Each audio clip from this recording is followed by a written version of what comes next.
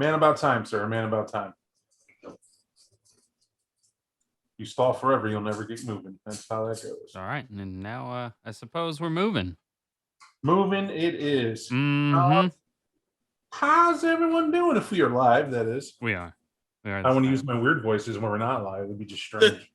You know, yeah, whatever. All right. We're going to go over some quick things. For those of you just tuning in, welcome. And for those who are not, actually, Brentron, other than these placards we all have to showcase where we got all sorts of stuff posted, if I wanted to actually pick up in Phoenix Crusade from Gitmo, where would I go? Oh, from Jump? If you go to the 25 Years of Vampire the Masquerade website, we actually have a list of all the episodes we've put out for all the podcasts. Phoenix Crusade is up there as well. There's also a room for every episode we put out, both the sessions and the interludes, on our community Discord. It has its own little announcement room. It's called Phoenix Crusade. So the fun part about this, it being labeled Phoenix Crusade and going to our Discord and signing up there too, is the fact that if you see something, have a question, or you're looking at a video, analyzing something, I get asked the weirdest questions since we started doing this, where someone will like be in just the very bit of Discord, will find my name, not like it's hard, and then just message me directly and say, hey, why does the surrogate have that hairstyle? As a sample question, right? Not that I will never state what somebody actually asked me, but that's what I get. And I'm like, okay, you can just ask him. Here's his blah, blah, blah. You can get to that. And if they do, they do. But sometimes it's better to put that simple question or any question, no matter if simple or complex, right where everybody can see it. Everyone that plays is capable of starting to answer a question, whatnot, and can deflect accordingly to me if it needs to come down to it. Or if you need to go to me directly in the first place, feel free. I don't mind any avenue. I think anybody should be approachable. But we'll start by answering one question we were asked. It said that why would we run a Sabbat game without actual V5 rules for players or before the release of the antagonist book? And it was an interesting question that I got. Whenever I get a question like that, I think people might be under the impression we're trying to be some type of way about it. I got to come up front. We're fans, if you can't tell, of 25 years of Vampire the Masquerade, right? It's why we do pods. It's why we review books. It's why we try to entertain and have fun with ourselves and within our community. That's what we do. That's what my brand is what we try. That being said, we were very passionate about the Sabbat, and the direction we see that it's going in wasn't the direction that we necessarily wanted to be in at the moment. So we decided to run a game based on it. Not to say that they're wrong at all, but to see. It's one thing to say you don't like the Sabbat because of X, you don't like the Sabbat because of Y, but you're actually dealing with the Sabbat from circa 1996, right? Somewhere thereabouts. Because they didn't update Super Sabbat knowledge until Beckett's Jihad Diary. And even then, it was only for a few key figures that kind of gave you insight, but not the real flavor of the overall sect. And then when they got to V5, you hear the direction they went in, and a lot of people went, try Jesus, man. Like what? Why would you do that? And the simple thing is that you're not upset. And I'm actually going to say that. And some folks, when you're telling me how you feel, well, you're not upset. What it is you're asking why. That's what you're doing. Why would they go to the Gehenna Crusade? Who went to the Gehenna Crusade? How did they get there? What is that about? Where did it kick up? And what? And the simple thing is, they haven't released the antagonist book that would answer probably quite a few of those questions. They released a sample that we also reviewed that does a very good job at giving you some insight and kind of some extreme directions the Sabbat goes in that we don't disagree with. Not everyone in the Sabbat is wholesome 100% characters that players could even play. In fact, the whole entirety of the sect are what? Protagonists, right? When you play them. They're villains when you're not them, right? It's one of those things where if you're not the Sabbat, you're gonna be villains to everyone. You know what I mean? I can't repeat that and beat that dead horse. So in the vein of understanding that even the players here that are going through the Phoenix Crusade in our terminology, in our world, in our story, no, it's not going to be exactly with what you want it to be, but we're going with what we feel would be some pretty interesting things according to these characters. Now, remember, whenever you have players playing in a game, your storyteller ideally has an idea for an overarching plot. They know a bit of it, and they know when the story will end. They know the climax is in it, and they build story and content based on that. However, the players can wreck shop over all of it. So if you want to say, well, it's canon because the surrogate plays Malkavian and he's like this, so that must be the way it is, and I agree with it, fantastic. Let Chris know if that's how you feel. If you think that Bruhai could use a little polish job and you don't necessarily agree with old Warren's calls, there's Mike. Hit Mike up. Let him know. If you want to give cues to Tom, or you think Tom's playing a very interesting character that you want to see more info on and see what goes on, give him a chance to do it. If Michelli's Parker and it's Michelli, that's right. I want that smile. I didn't say Michelli, it's Michelli. If you want that Parker flavor and understand why his character might be quiet at times or back in reserve, don't ask me. You can ask him and get it right from the horse's mouth. And same thing with Ramsey, obviously. Mm-hmm. But if you feel ideally that you can give a tip or trick, or you want to see what they would do, or ask them to do something or be some type of way, go ahead and do that. That's them.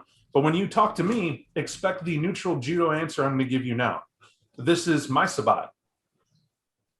My V5 Sabat story is what this is. This is not Paradox. This is not whatever. I mean, we're dark packed with them to use the material and enjoy it like everybody else. But by all means, it's just a take. And by the way, my take will change game to game. I analyze everything. So that's my long-winded way of telling you, great question. Keep them coming. And we're going to get to the Crusade then. Now, to get everyone caught up, if you haven't read, long story short, they more or less had a meeting with the widows, and they were told directly that they had to get out of Naperville. They were done. In any other term, if this was a Cloak and Dagger society, this pack has been burned. There's no way from them assaulting the police station, from the hospital slaughter, everything involved, that they are not known by the authorities and being known by the authorities on the radar of their enemies. That the very enemies that are the jewel of the Camarilla, which is Chicago. And so, faced with their destruction, we had thought to end the game there. For those of you that's last episode, where at the end, I had a candid conversation where I said, as players, do you see fun and merit? And because we're upping the difficulty, we have to. I first and foremost believe in telling a realistic story with fun in mind. Now, what that means is that if you guys break the masquerade enough, expect a threat of a masquerade breach that is never enforced is no threat at all ever. Know that as a storyteller. And if the enemies of the masquerade cross that line and nothing happens to them, then when that same storyteller runs a Camarilla game, you can't expect them to uphold the masquerade. Do you see that point? I hope you do. And so there's a line. Now, does it all have to be doom and gloom? Not at all. But some people don't sign up for that type of play and don't want to do that. And our players, though, our champs here said, nah, bring it on. We played for all of that. We want to see what would happen and what would do. And the story develops from there. I had a story to go from there, and that's why we're continuing, and I hope that answers that question. But in making that decision to go to Chicago, we're going to skip a lot here. If you're just tuning in, there were recordings that we did of these segued conversations of the pack having to obtain a vehicle, of the pack having to kind of iron out some bad blood internally, while at the same time understanding a Naperville that is a hella alert for them and where they're at, and looking for them specifically and how do they get out and what do they do. And instead of going through all that here right now, which would be the entire episode, we're just going to pick up on the highway, where successfully Warren and Ramsey did obtain an RV through interesting means, we'll add. I don't want to give that away. And a truck, a full-service truck. And the pack's tooling away. Now, driving the RV is, of course, Warren. And why? Because it's his and he paid for it, is my assumption. And he's happy to do it, right? The surrogate taking over the passenger side because he's going to ride shotgun to handle it. This leaves Parker in the truck itself.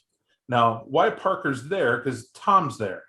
And there's a double-edged sword with this. The ductus is in the back in the semi, or excuse me, not in the semi, in the full-service truck for how I will put this to everyone.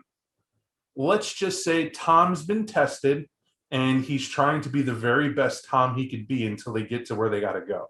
In other words, there's more important things ahead of him to be the nihilist he is. Is that about right, Tom?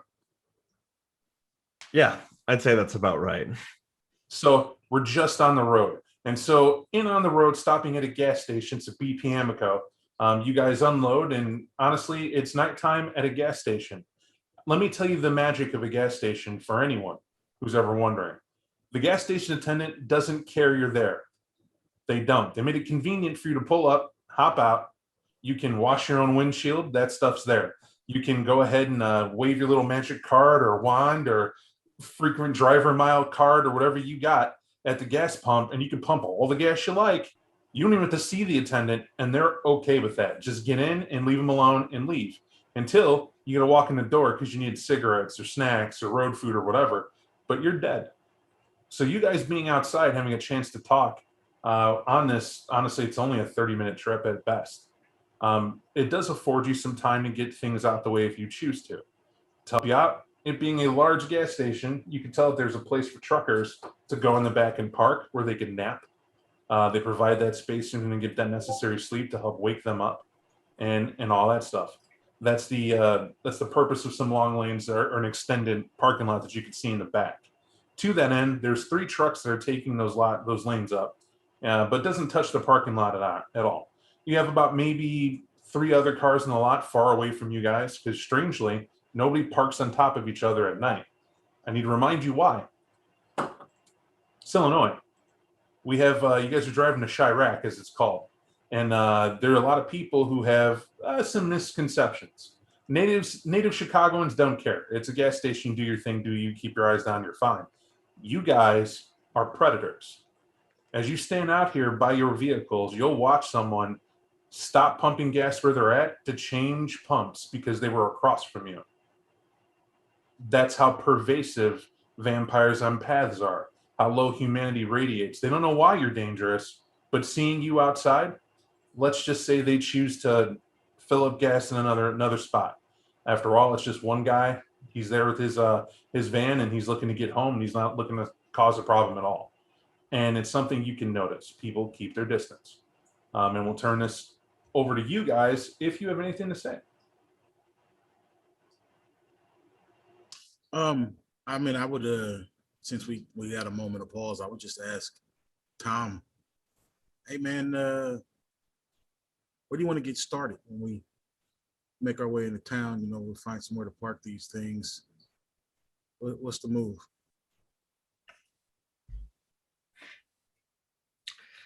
Tom's just gonna let out like a low whistle. He'll smile and say, Warren, that is a mighty fine question. I've been thinking about it, and we've got to get our lay of the land. You did a good job acquiring this RV for us. It is a nice RV. But once we roll into Chicago, we'll need something a little more permanent than this. You do understand. This won't do. Our enemies surround us. For sure they do. You know, I just figured everybody would rather this than a ditch somewhere. I'll get started. You know, as soon as we make it into town, I'll find some people to play nice with and then chain up in their own attic. I'll make that my project as soon as we're in town, for sure. Yeah, that's right, Warren. You do what you do best. You play with the kind. Go out there. Make your faces. Tom will turn around and he'll be like, Parker, you pumping the gas? Yeah. Good. You better pump that shit till it's full. And Tom's gonna. He does it for. You know what? You got it. Parker, to that effect, I don't know. Sorry, you guys put a smile on my face. I was not expecting that, but I'll stop ruining it. What I want to point out, Parker, is this happened a lot sooner than I thought. I need you to actually give me an intelligence occult roll. And sure. Because you don't have that, I got to take away. Actually, I'll just make the roll harder. I need you to roll here in that V5 Phoenix Crusade room, if you don't mind. Absolutely. I just noticed I had the wrong character sheet. Stand by. Player loading. Okay, what kind of dice roll did you want? It's intelligence. It is occult based. Saying that your character is not grown in that direction can happen in this spot. Oh. All right. Hunger is 1 or 0. Your hunger is 0. Sorry, thank you. You have devoured before. 3 successes. Um, there's something off with Tom. You don't know what sort of conversation he's been in or where he's been at the entire time in the truck as Tom's driving. Or sorry, as he would have you drive, because the concept of him having to at the moment is not even. Well, it's just like this: you having to fill the tank up and make sure it's full. It's like Tom's forgetting what the real world's like, right? Like there's no self-service. I mean, there's all self-service pumps now. You don't have to actually be there. It's driving through these passes that are like you got to pay the toll when you go through, or you got to go through and not pay the toll, but then they're going to mail you for tickets and this weird iPass system. And he doesn't ask about the iPass system as much as he stares at you, expecting you to know how to do it. And you're getting very quickly, all right, apparently if it's technology, and it doesn't matter from flashlights to computer programs, you better know when Tom looks at you about how that works. And it's a subtle threat that's it exists around him in that vehicle. So you yelling back makes perfect sense. However, what he doesn't understand is the smile it actually puts on your face.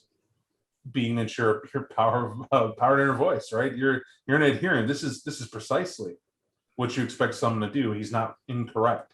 If you're a .com genius, you better be able to .com genius, right? It's that simple. However, in addition to that role for that insight, it is something you distinctly like that you can't get about him. First and foremost, you've caught his shadow more than once doing something on its own, like now. When he's shouting at you, it's watching it walk over, and it's like looking over your shadow's shoulder as you're pumping gas. He's not moving, you're looking at him. And what you're looking at is on the ground, right? On the ground of the gas pump is where the shadow is. And it's weird how good you can see it. It's like you're being observed always, and starting to get to you a tad, especially when he's like, make sure it's blah, blah, blah. Yeah, that's okay. Yeah. And you're smiling. It's like, that's what you're supposed to do. But what would happen if you didn't? You don't know what that's all about. It's pretty interesting. It's like the more agitated he gets, the more it seems that stuff acts out. Some interesting questions for that. Please continue. Okay. It's self-service. You know what? I've got it. It'll be filled up. We're at we're at $35 so far.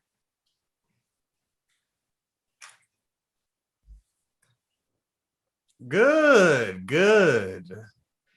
Keep it flowing, Parker. Fucking weirdo. And Tom's just gonna kind of like walk around, like almost like pace around the like truck while everyone's talking, and just kind of like watch everybody and like get an assessment. Like, now while Parker's back there pumping the gas, I'd like to address everybody since it seems we have an open floor. Now I'd like to ask, Warren brought up an interesting question to me, and he asked, where would I like to start in Chicago? And that's what I've been thinking. But shit, I'm Euductus, right? And y'all's my pack. So I want to open the floor. Where do you think we should start? Where did we fuck up? And let's take that fuck up and let's grow from it and become stronger, y'all.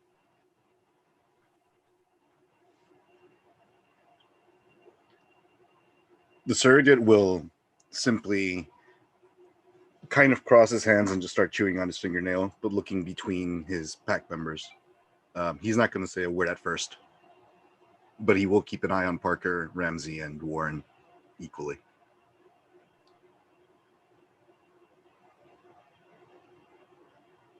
I think where we went wrong was with our roommates at the last place. They didn't take kindly to us being there in the first place, and they decided to test us right off the bat. They gave us a haven, a place to live. That's why we were there, because they opened it up to us. I don't care right now where we made a mistake, because we've not found a place to stay yet. That is the only thing I'm thinking about right now. I'm sorry, Ramsey. Did you just deflect? Did we not talk about accountability? I am talking about accountability for our safety right now. We must address what's currently happening. How are we And going to I walk in am blind? not what happened in the past that we can't change. You But we wanted to can learn and we can grow, Ramsey. Well, let's wait a minute here, folks. These things might be related, right? If we think with the end in mind, right? Learning from what we've just gone through, when we pick our new spot where we're going to live, we should be thinking about how we're going to live and how we make it last, as opposed to not. Maybe it doesn't matter that we used to stay with another pack, but moving forward, I don't think it makes sense to stay with a family or in a place that's public or near too many people. We've shown we can't handle that too well, you know. So I think Tom and Ramsey, you guys might be saying the same thing, just from different angles. That's right, Warren. Now, Ramsey, Tom, as I'm Tom, but I mean, our Warren has stated that he would be getting us better haven, and I'm sure that he will ask for assistance when necessary, as is his job. And he has acquired this beautiful RV that protects us from the hot kiss of the sun. So how about you show a little fucking appreciation to your pack mates? Say thank you to Warren. I was there when he got the RV. I helped him get it. Well, say thank you to you and Warren then. What? What? Say thank you, boy. You're welcome. The surrogate will visibly just take a step back as if making room for what he thinks is going to be an incoming storm. He's not wrong in this regard. I know precisely where Tom is in this, but Ramsey, it's up to you. We talked already about your path and the portrayal of it, and it's pretty clear what he's. What is your interpretation that Ramsey would see this as? What Ramsey sees this as is incredibly fucking weird and mostly a waste of time, except for that very end where he's getting really aggressive with Ramsey. So he doesn't understand what the whole like argument's about. If we're finding a place to stay, let's go forward, right? This is in the midst of traveling is not the place to have a look back at where we messed up. Okay, so what we're showcasing here is sharing space, and what you're doing is you're being challenged because several times, Brennan, you've portrayed Ramsey as somebody who's in control of the whole group. You don't recognize either their authority at all. I don't know if you're realizing you're role playing that way, but that's pretty consistent.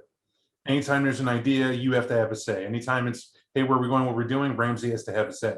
Or Ramsey's not happy with it, or some other direction with it. Not that you're vocal about it even, but even sometimes when you go with it, you tend to be real shitty with it. And so both of them clearly picked this spot, this point, this moment to draw that out. And he's done it skillfully. Tom has Ramsey at a point to where you're a harmonist. You know what you don't have? Restraint when it comes to being challenged so openly. And that's exactly what he's done. If you don't respect his authority, you're expected to answer in kind. And if that wasn't your intent, well, then I will simply take that willpower from you now as a representation that Ramsey is taking the chastisement he just received, but sees it for what it is. Every alpha is going to nip at the pack to get them to fall in line, especially during a long hunt. No, he's not going to. No, you won't have to take the willpower. He's not going to fall to this. So, he feels like he's being challenged. If the point of this is to get Ramsey to either jump or fall in line, then he'll jump. If you're trying to figure that out because you don't see it, you can go ahead and do an insight, and we'll do that with intelligence. That's perfectly natural. Then let's do that.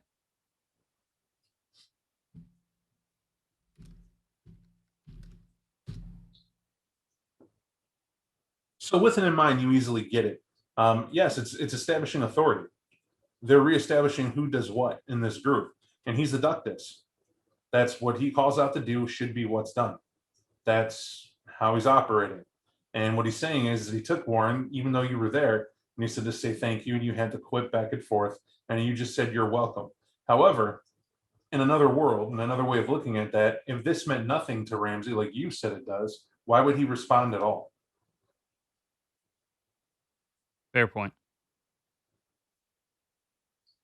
So, but that's what I mean. That's what Ramsey's able to get from this, is that this doesn't mean anything. Like, what? Okay, so he's that way. Why would you? Are you a Burha? Do you have, like, you know what I mean? There's just like a lot of insight here. You don't have anger toward it. You don't feel some type of way, but it's clear that Brennan does. Right? Brennan feels chin challenged or whatever, or checked. Or Yeah, because it feels like it's coming out of nowhere. Well, right, but Brennan's not a harmonist, is it? Hence why we're explaining the path. So this does seem like it's coming out of nowhere. You just made the insight roll to understand what it is. He's trying to reassert his order of being the ductus. If that's what he is, then I'll relinquish to him. You don't have to. It's your call to do it. I know, I get it, but like the insight roll, that's what Ramsey understands. Let's not throw away something the character would understand then. So, Ramsey doesn't jump at Tom. Just turns at Warren and says, "Thanks, Warren." Yeah, man. Couldn't have done it without you.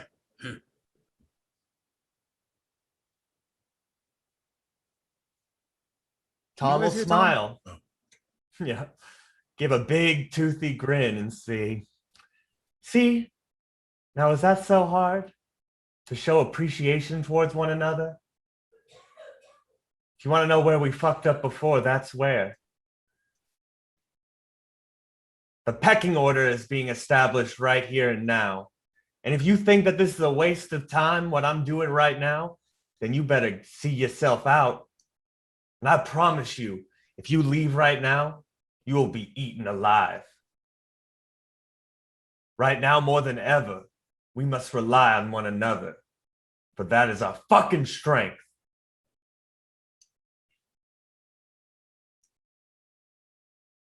We're still Sabat, god damn it.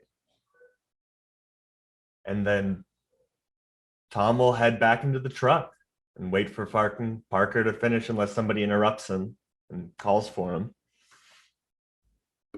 Another way to look at this is I think Bernogle did an awesome job is I'll give you an XP in scene. As I think very well, role-playing that character and doing exactly what you intended to do. And for that matter, the surrogate as well for that setup, because that's Ductus and Priest working together for laying groundwork. I think it's crystal clear what it is that they're trying to do, right? Warren and Parker to Brennan, but Brennan, you have side eye, and that's exactly what I want to address right here. I feel the three of you might understand it, but Brennan, you might not. So I just want to open this up for clarification of question before we continue. So this was to reassert that the Ductus and Priest are in control of the pack? More than assert that they feel that it wasn't obeyed, wasn't observed before. Okay. In what way?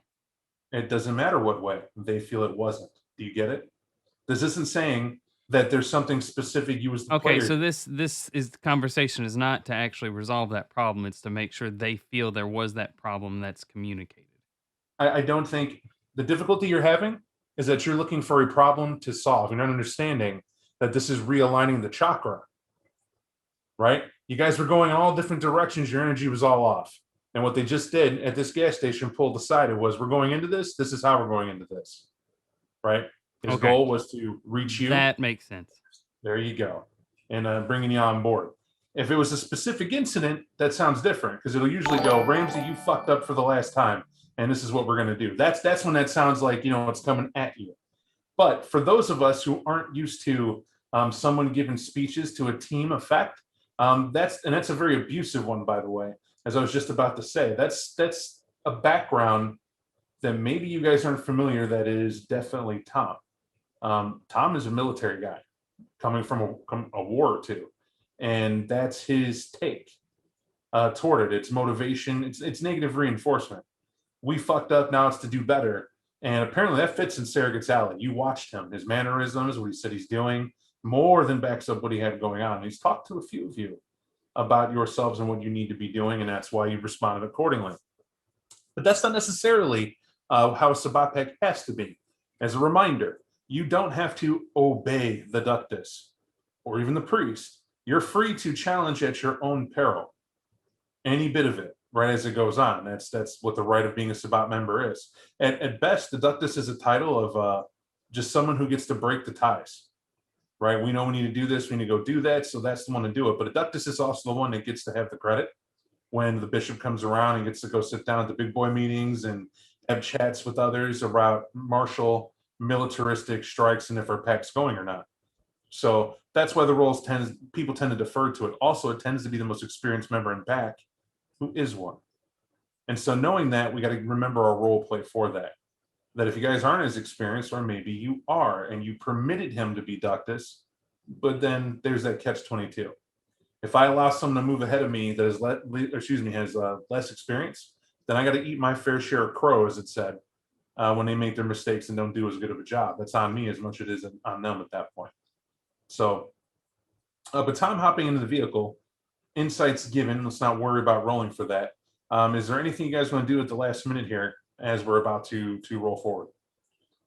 The surrogate will wait as everyone starts piling in, and as they do, he'll kind of outstretch his arm and go, "Warren, just a minute, if I may." Yeah. What's going on, man? He'll lay a hand on your shoulder and squeeze it very lightly, almost the way you kind of have a parent, a familiar member, so to speak, do so. You didn't seem quite confident out there. Just now, something bothering you? Yeah. I mean, if I were going to describe what went wrong, right, the last time we took a swing at all this, I'm not sure. We had a long-term plan, right? Now, it's always been just us, but now it's really, really just us. I want to, do whatever my part is to make sure we all make it, right? We have something we're aiming at and not spending all of my time dodging or unfocused. I see. Interesting. Say that last part again. You wanted to figure out what part you had. Is that correct? Yeah. I don't want to leave anything undone. It seems like we're walking into the lion's den. What do you think is our problem, Warren, with our family? Focus and communication. We don't always know what each other's doing, and so sometimes we step on each other, or we don't ask for the kind of help we need until it's too late. And we spend all our time cleaning up after one. I see. And with his hand on your shoulder, he'll kind of start tilting you to face the kind who have walked away from our presence. What is the difference between us and them?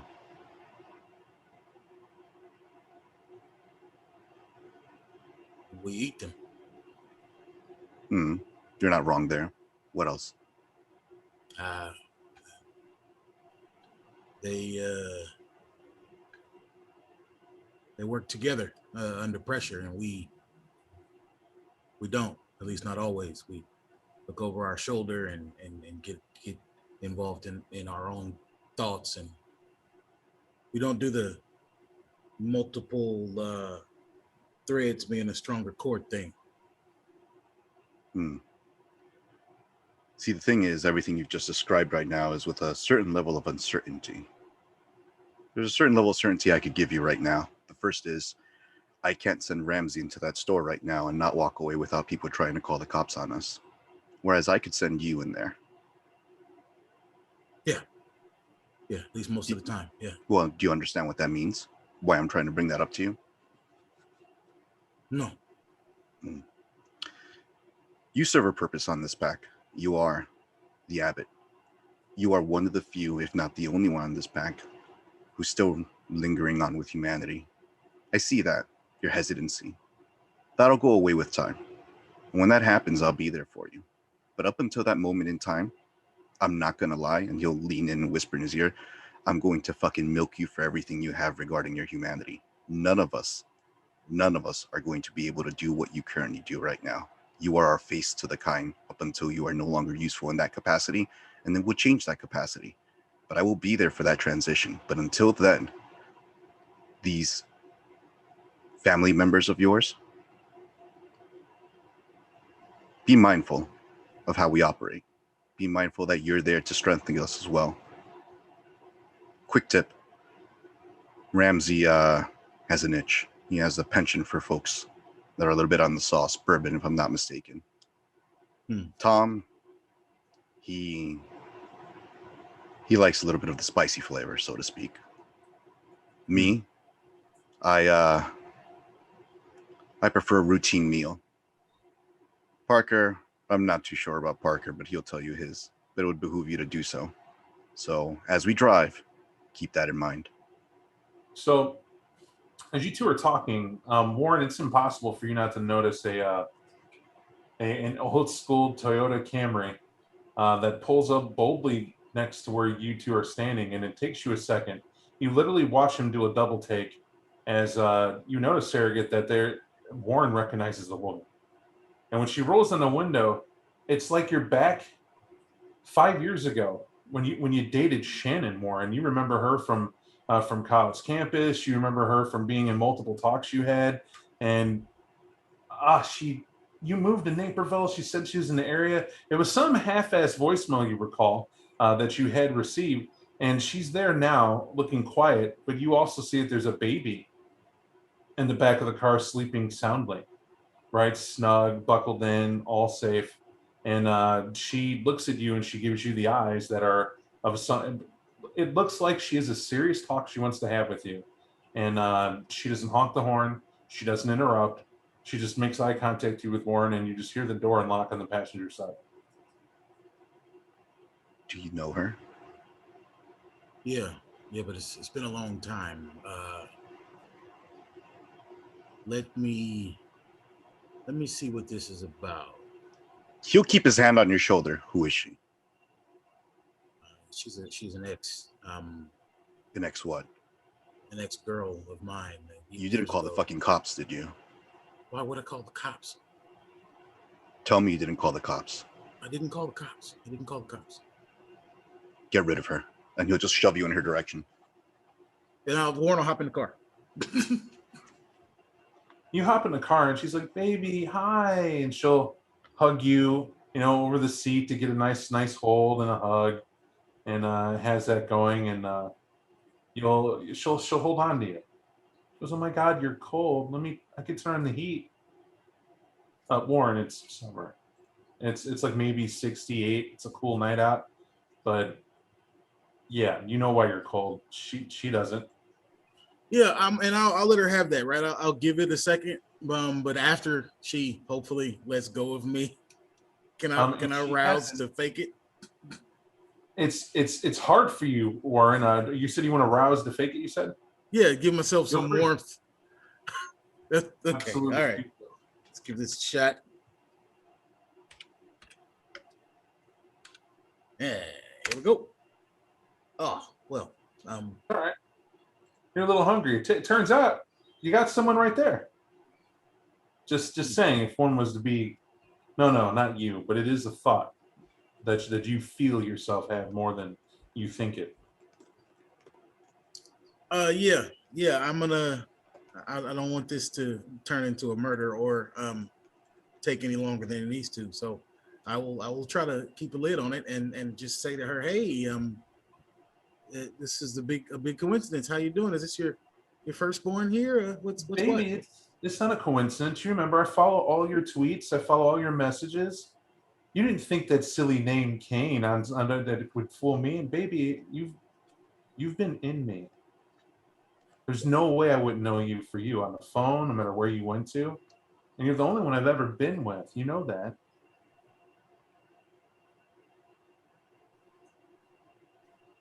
He'll just look over the back seat and then look at her. Oh, you look at the back seat. That is a beautiful mixed child. You could tell. But like You when can you say baby, like Baby. Gaga. Ooh. Baby. Binky and all. but you, I You thought look you back had at a. some child support. Does that help you? Right? I Old bills. I look over the seat and look back at her, and I'm like, but I thought you found somebody. Like, isn't this what? Sweetie. I look at her no. hand. You just moved. You stopped talking one night. You didn't return my calls, and the police looked for you and couldn't find you, and everywhere. And then your website started again with your business and whatnot. And I just paid a private investigator with Daddy's money to help find you.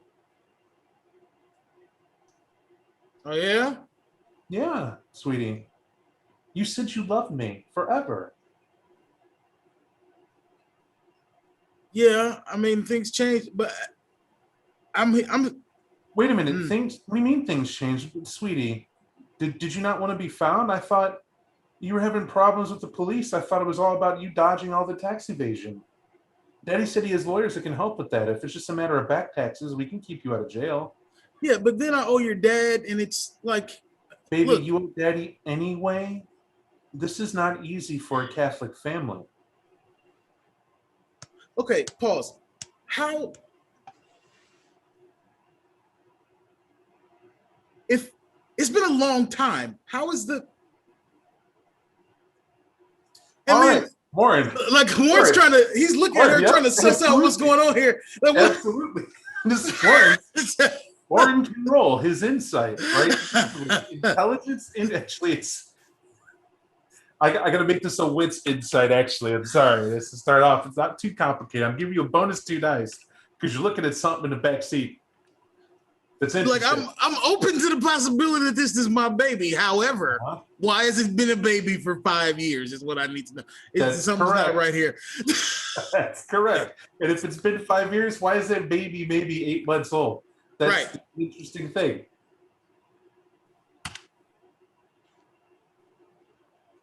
All right, I got some successes. I did okay. So Warren, it's more than you adding that up. It's also the fact that, as you recall, Shannon wasn't. Yeah. It was a certain type of party, and it was a sorority mixer you were at where Shannon was, right?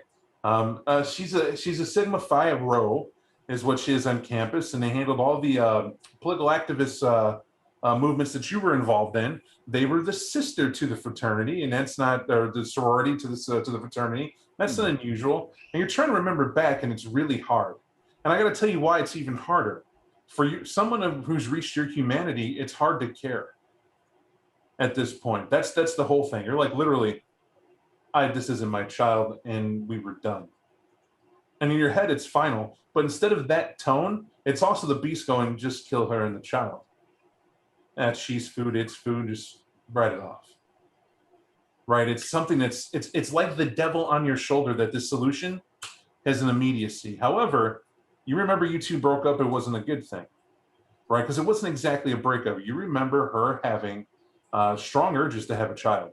That's first and foremost. She wanted to get married early, before college left. She was literally building the whole house idea before that happened. And you do recall 52 messages you had from her because she believed in your future. Not hard, right? Creative mind, building on the internet with what he had planned. She saw a future with you. And then you did stop talking because you got embraced. Stuff happened. Like the Sabbat happened. Well, the fact that she found you and you can piece together this much. She said her dad wasted no expense to find you. She clearly had an adventure in between. I've only ever been with you. Here's the baby. You can see that for what it is. There's a lot this poor woman has either been through and hasn't told you, or what she's trying to hang on your doorstep to have responsibility for. The question is, what does Warren want to do about it? Well, if she found me, she's good. And I don't have time to suss that out right now.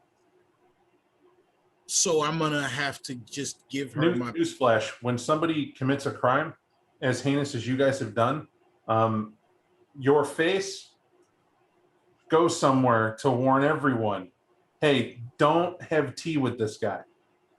Right? That's what happens. But remember, to the police at large, you've been killed. Right? Well, see, That's the other thing. but that's what I mean, that I don't have, because like even if she saw my face, like we're at a gas station and she recognized me after all of this time, and I don't know how she got this close. I don't have time to figure that out with her right now. I just need to give her like a phone number she can reach me at, right? And I don't need her to know that I don't give a shit until it's time for me to untangle this knot. This is a big knot. Yep. So how do you want to disengage this? How do you want to do it? I'll well, first thing, I want to use my advantages and use my all to give her my full attention and make her feel warm about me. Give her my number and then try to fuck off. All right. Well, as this happens, as you put on the treatment, as I like to call this for the moment, and you're like, hey baby, calm down. You know, it has been a while. I had business come up. I'm doing well. Look at the RV. Look at, the business is doing good. I got my road crew with me. We're going about, that weird little guy that was just out there talking to me, handles cameras. You know how it is. As you start giving all sorts of easy apology and things for her to dismiss, as you do a couple things in a row that your character is designed for. Number one, you disarm her from ever caring about who she saw you with. Right? They're just employees for the moment. I hire them per every state I go through. Interesting pools, ways to go. Don't worry. Honey, the child, I get it. I wondered if, maybe there's some left behind, but, as well as I do, that's not my kid, but I don't want to talk about that. I'm concerned about you. And if you need help with that child, I'll be a dad to that child, which is exactly what she wants to hear anyway. And she starts breaking down. In the process of this breaking down, she's holding her hand, and that's what you have there. You're able to get your phone number to her, your new one, and you make some concessions, telling her, if you need anything, you talk to me. But I got to follow this through to work. I'll meet you when I stop. I'll give you calls. I'll make connections. Give her whatever you need to, because you're just trying to get the hell away from her at this point. However, I'm going to say your kid is smart enough to go, but it's interesting that you found me at 1 a.m. out on the road just outside of Chicago. Now, how did that happen? Like, it's very dangerous out here for a baby. And when you hit her there, she'll look for a second. She'll really start weeping, starts crying when that happens. I'm gonna reach over. I gotta bring her in. She starts crying. I know what this looks like. The explanation's coming. I know. I gotta bring her in. All right. What's going on? All right, Surrogate, you're because you're nearby, right? And exactly. I'm sorry, I forget. Did you say you were hopping in the vehicle, or you just watched? You pushed him towards the car. Yeah, I pushed him towards the car. I'm standing outside of my own, going like. Right. Whenever he sees you tapping your wrist. Okay. In the course of doing that, you get to the part that you care about more than anything else. How did you? And at that point, I need you to give me what I like to call the roll of rolls. Because you have it. Give me your intelligence. And no, I don't like that one.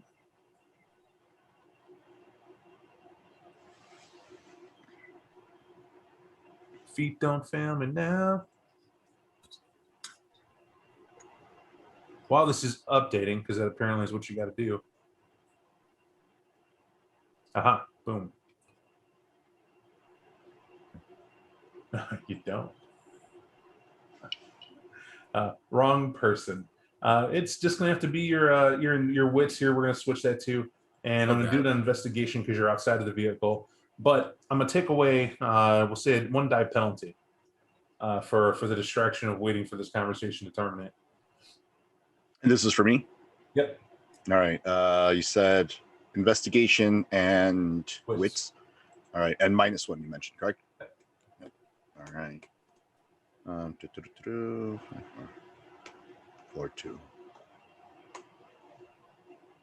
All right. One doesn't have to be Nancy Drew here to figure it out. And due to the nature of how you won this role, what's going to happen is you begin sniffing the air. That's the first thing you do. And you're rather shocked that you do, but you go with it. You're not one to resist the urges you feel anyway. As you go around the vehicle, you smell, it's an acrid scent. It's a chemical of some type.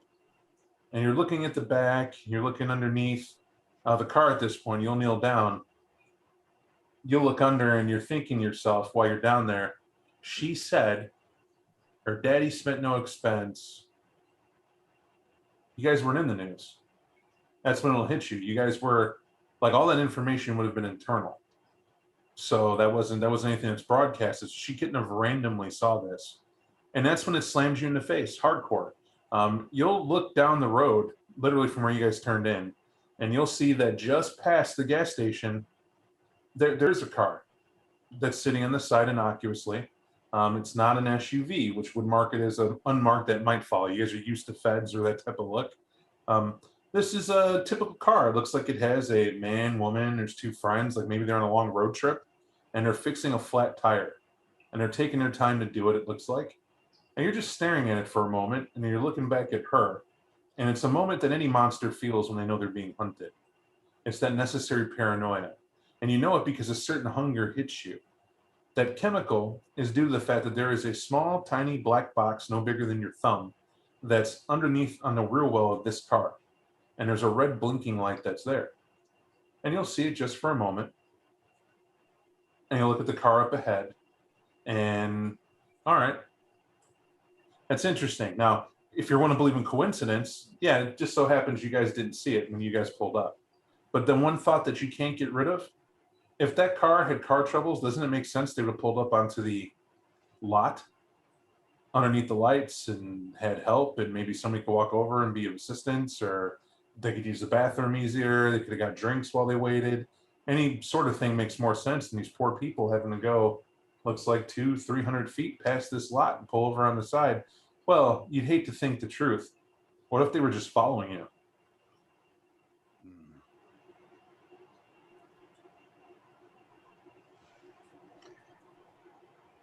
Did anyone not get on the truck at the moment? No, it was you two on the outside and everybody else. Okay, got it. I understand. He's going to walk over to the window, the driver's side window, and he's gonna like knock on it. Yeah, I'll lean over and lower it a little bit and just say, hey, what's up, man? He'll look at the lady and be like, "It's your lucky day. Get in the RV. Take her to the RV." He'll compel her to do so. And you'll see her. She's in the middle of crying, whatever. She stops and just opens the car door on the passenger side and heads out to head over to the RV, opens the door like she should be there, and begins to climb in. He'll tell Warren. The RV, some strange bond just starts climbing in the RV itself. As Warren starts to walk, he's like, "Keep the car running. I'm going to get to you very quick. We're being trailed." Oh no, I'll just park it and grab the kid and we'll yeah. That's not what I asked you to do. Do exactly as I told you. Now. What did you tell me to do? Get the fucking RV running. I'll be right there. All right, whatever. Go get the RV started. As he walks away, I'm going to walk into the driver's side and I'm going to put the car in neutral and or drive, and I'm going to let it wander with the kid. I'm just going to walk out and let them do what they got to do as I run back to the RV.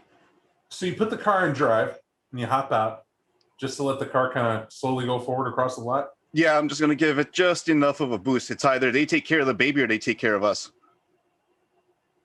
What you're going to see is it's exactly what you expected. And I'll dilate time here for a minute to let you guys tell me what you're doing. You absolutely see that as this is going forward, they're 300 feet away. Up by a car, can't do anything. But it does everything you hoped it would. As this car slowly lurches forward, they see there's nobody in it.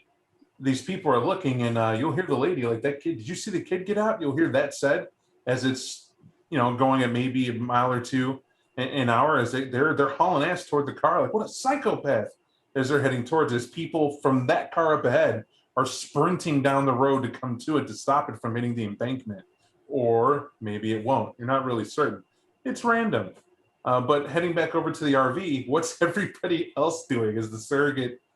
Apparently there's a woman standing in an RV now who seems to be rubbing her eyes, wondering who are you people? And how did she, looking around, looking confused as you're coming up behind her, Warren? Yeah, fellas, this is Shannon, this is my road crew. We're friends from back in the day. Have a seat. And start the RV. Oh, and for clarity's sake, Bob, I didn't see. Did I see what the surrogate just did with the fucking car? Yeah. Ah, You're not under dominate. You're walking to get in the car and see this car. We would just. He'll I'll just go look get in back the- with a scowl.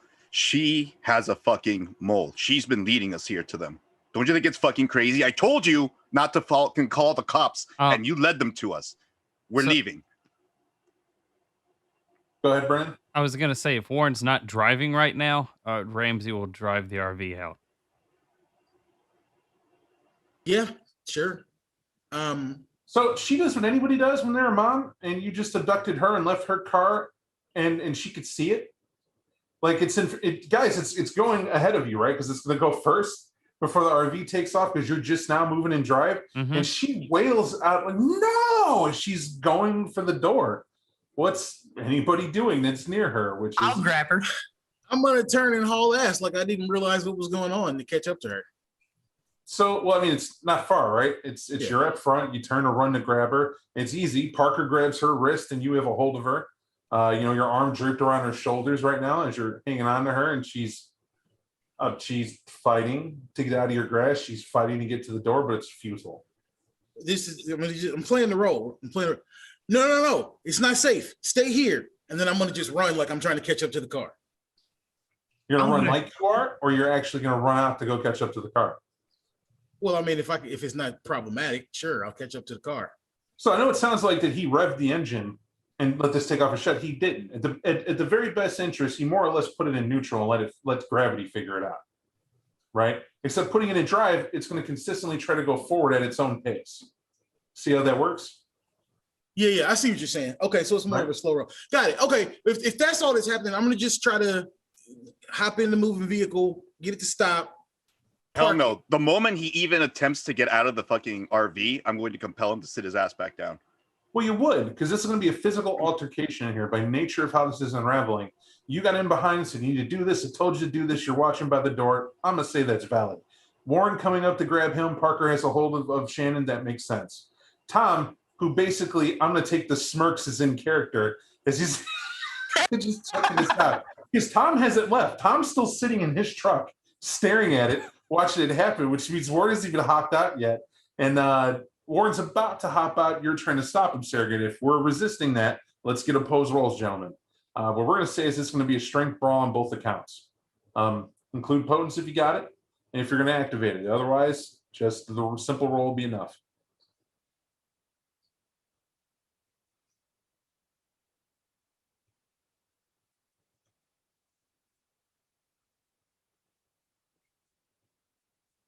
So what ensues is enough to stall the intents, Warren.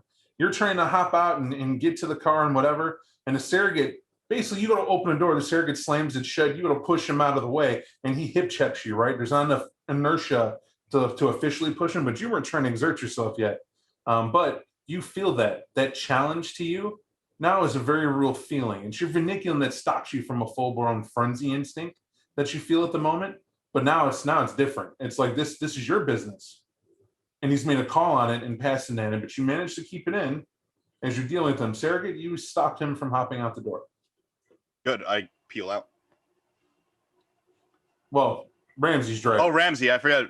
No, he'll look over at Warren. I forgot. My apologies. That being the case, and knowing that, he'll look at Warren with his wild eyes and his expression. He's like, "Don't you fucking get it? I'm not wrong when I talk to you about this. Get you through your fucking head. You're not human anymore. She's a goddamn mole. They'll take care of the fucking kid. We need them to stop. Don't you understand they're on our ass?" Do you think they're not going to follow us in this big fuck off truck after we took the kid's mom? It's either they take the kid or not. And who gives a shit about her? Drain her for information, and then we feast off of her and throw her on the fucking road. The end. All right. So right now, it's charisma dominate is what you're Warren, because I'm going to go with that's what you still intended to do, correct? Mm-hmm. Okay. Warren, you're rolling your intelligence resolve, and I'm giving you 2 dice to add to that on account of you're kind of in the right here. And the right's just right of what humanity gives you, which is there's a right and a wrong. And for you, this is definitely wrong.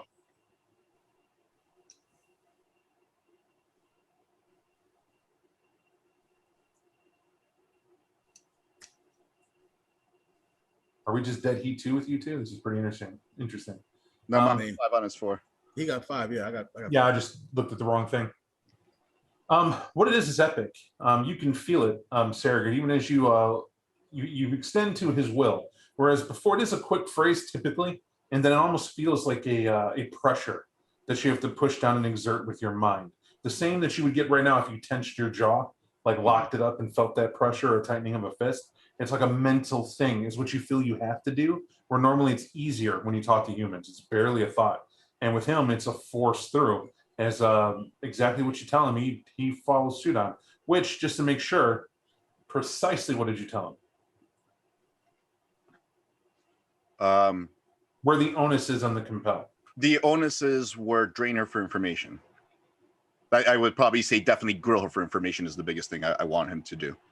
Okay. So, Warren, you find yourself, well, for everybody, Warren walks over and just looks at Shannon and says, hey, you need to tell me what you know. And that's when, once that is even said, Warren, you have fulfilled what you were asked to do, and you stand in front of her. Now, different than a lot. Where Dominic controls the action, doesn't control the emotion. You still feel and know that there's a child outside, but you also know he's not wrong, right? Said she's a mole, said there's something else going on. You yourself thought something was suspicious. And now here you are, and you already started the conversation, unclear as to why, when you were trying to get out of the vehicle before, and now you're driving down the highway. Okay. To let you blink at that for a little bit, because I like that look on your face. It seems to be exactly what I think your character would be experiencing. Back at the ranch, Tom, you haven't taken off yet, and there's a humor here. You see this woman run sprinting from the car, and you can tell by her athleticism. You're one who's been in the military. You can, I won't say smell your own, but she's had some training. That sprint is pretty impressive as she makes her run across the lot to get over to the door, and she needs to as well, because once it hits that ramp and starts going downhill like it's designed to merge back with the highway, and baby's going to have a bumpy ride. And as she makes it to it or about to get there, are you doing anything, or are you letting her be the heroine she is for the moment? I think at that point, Tom would actually get out of the truck himself. He's just watched her and been watching Warren and her this whole time. And honestly, he's trying to think of how he can use this to fuck with Warren. So he kind of wants that baby. To be clear, Bernogle, it's a different one.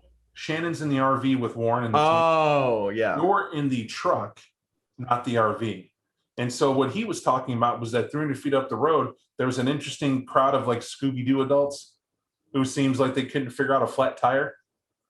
When they should have been if you had a flat, you'd have rode the flat the 300 feet to the gas station where you had all the convenience, is what his point was earlier. I don't know if you recall that.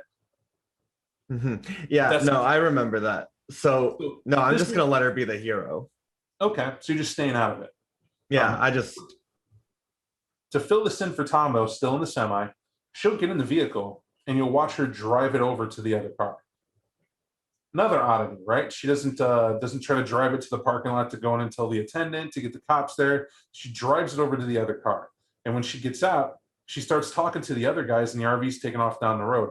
You watch them take the jack down, which is only partially up anyway, quickly throw it in the back, and they're road ready in seconds. As you'll see the safety lights go off and they start it up, and you'll see the woman more or less take a phone out and starts hitting buttons on it, whatever, and they take off down the road. Seemingly to follow the RV. It's up to you what you want to do at that point. I mean, I'd like to give him a couple. Parker, are you in the car with me, or is it just me? I'm not sure where Parker is at the moment. Bob, can you clarify? What I like to say is that your quietness was because you're enjoying both scenes and you were uncertain where Parker would be. But why change the driving order? I think for fun and spice, Parker happened to have been waiting quietly with the ductus, not to piss you off about the self-service stations and all the rest of the highway stuff. You need him to define for you. Sure. And then, I mean, Tom would just point his fingers forward and be like, let's follow them. Seems like we got ourselves a convoy. Put it in gear. Do you want to play it subtle? Play it subtle. I want to hear what they're talking about in there. So he's going to casually go back on the road as if nothing's unusual, and he's just going to drive on the interstate following. I'm smiling because for one reason, I think Parker can corroborate this story. You're trying to bullshit your ductus that you didn't have an understanding of what subtle is. And fine. You just made it seem like this was cloak and dagger, and man, are you Jason Bourne? You know how to shadow, and you don't know how you know how to shadow, but you know how to shadow. And as you're driving along, you really hope you can pull that impression off. Just give me a charisma. I like subterfuge, right? It's something to throw up here that you're hoping real quick you can sell with confidence that I'm this damn good.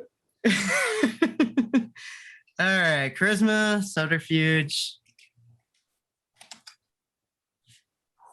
Yeah, he's good, right? He doesn't lurch in the gas. He's not, jerking back and forth. He's not having trouble adjusting to the speed and flow of traffic.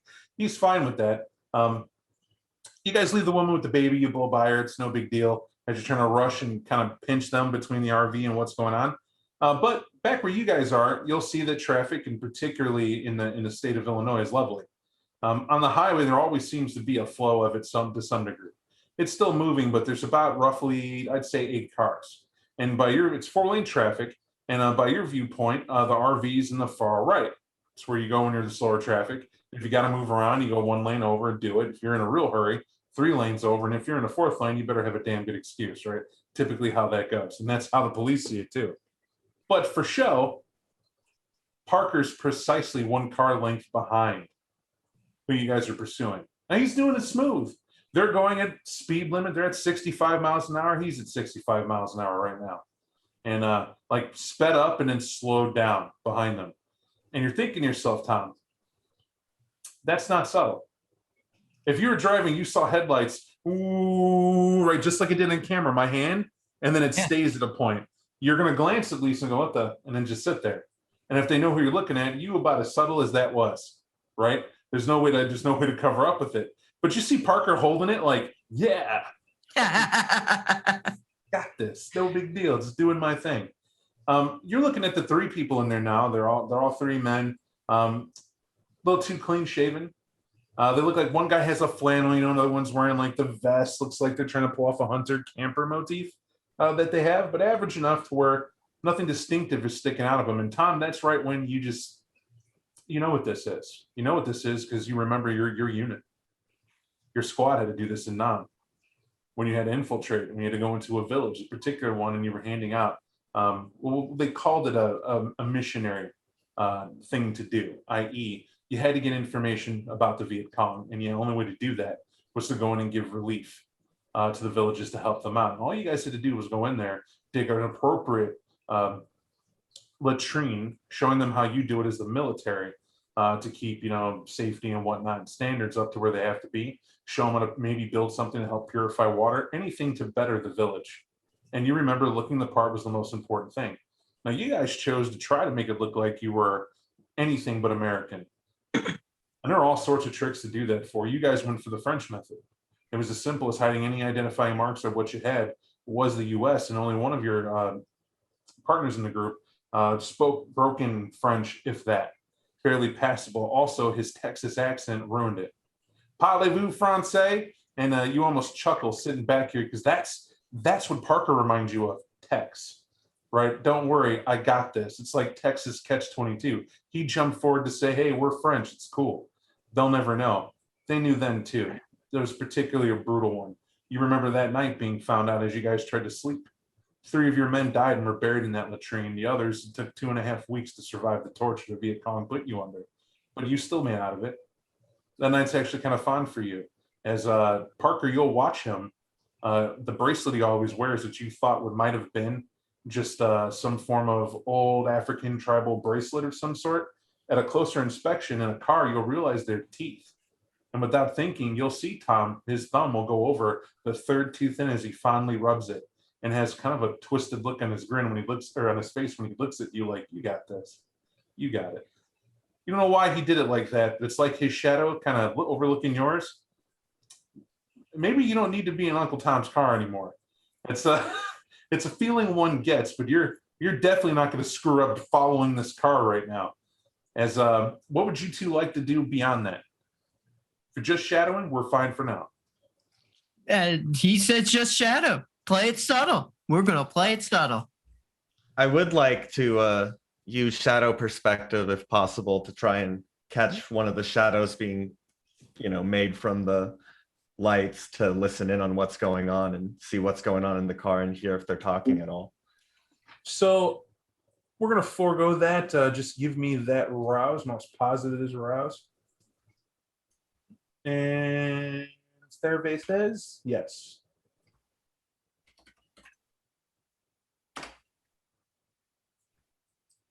There you go. Good to go, my man. You're listening in the car, and the one thing you hear off the bat is that there's radio chatter. And you'll hear what they call it, Eagle One. Eagle One, we're back at the gas station, Eagle One. What am I doing with this kid? And you don't hear a response from any of the men in the car. Not at all. And it'll happen 2 more times. And you'll hear one guy, you don't know who it is, simply opens up. And you hear him saying, Sarah, I know that you understand what it is we're doing, but they know too. As exhibited, I know a helicopter pilot who's not going to sing ever again. She claims something choked her immediately, something she couldn't see, and something that came out of nowhere. I have a co-pilot that claims the shadows came alive and crushed her larynx, her partner's larynx, and they barely landed. You want to break radio chatter, and I literally have this asshole staring at the back of my fucking head right now as we're following the RV from hell. Now, I'll give you a choice. You have the baby. Fucking drive as far as you can the opposite direction and notify Black Site 1 of what goes on and tell them we need immediate backup before we even get into city limits. If we don't stop that RV before they get there, you remember what happened, Sarah? Let me give you a clue. Naperville Police Department remembers. And you'll just hear 10-4 Eagle One. And these men are silent. You do start hearing, though, the uncomfortable check that professionals do. And that is what sounds like guns getting ready. Doesn't mean they're attacking. It just means that when that gets done, these people, they're engaged. You've seen this in film, right? When they're coming into doing what they got to do, some people check their Uzi, they're like click-clacking or whatever they're doing. You just don't know what the gear is, but you can hear things being readied for whatever they got to do. And that's you, as you're sitting on that. Back at the ranch, so there's Shannon. You've asked Shannon a question. And Warren, you'll get, she doesn't, what do you mean? As she's looking at you. Now, Warren, we're going to skip the BS, at least so far. There's like from her brain being forced is where she is now, the panic she had in herself, the tears she now has. She's very easily shooken up and broken. And you asking her now, she's even more so. And she's just blubbering answers you can barely understand. It's that point that someone is so hysterical and confused that they don't know what you want to hear, and you're fairly certain with your experience this woman's going to tell you whatever you want to know, but it's going to literally be whatever you want to know, not necessarily the full truth. You're muted, sir. Yeah, sorry about that. I feel like I have enough experience for people to know I might not be able to rely on her like right now because of how shaken up she is. But I'm gonna like sit across from her, right? Take both hands and try to help her hold it together. So at least her behavior will be more predictable in the near term, if not her words trustworthy. Does that make sense? Yeah, absolutely. You're attempting to calm her down by giving her a reason. You're being calm, she's being calm. And funny thing about human beings, we tend to ape behavior shown. So by ape, I mean copy, just FYI. Manipulation. And we're going to go with this. I'm going to call this insight. Okay. Because of the presence up, you get to add a die to it. And I'm going to give you another one on top of it. And that's because it's a damn good idea.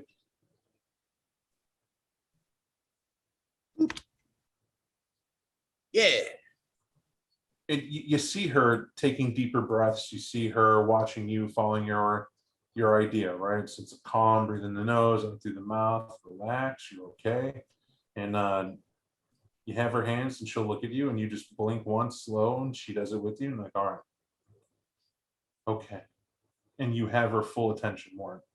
Taking her from that 11, she's down to about a 6. I'll say to her, so I need you to understand something. My crew here, right? They don't just work with me on my projects. They're also my protection. So I need you to tell me, and you can't lie to me right now. It's very important.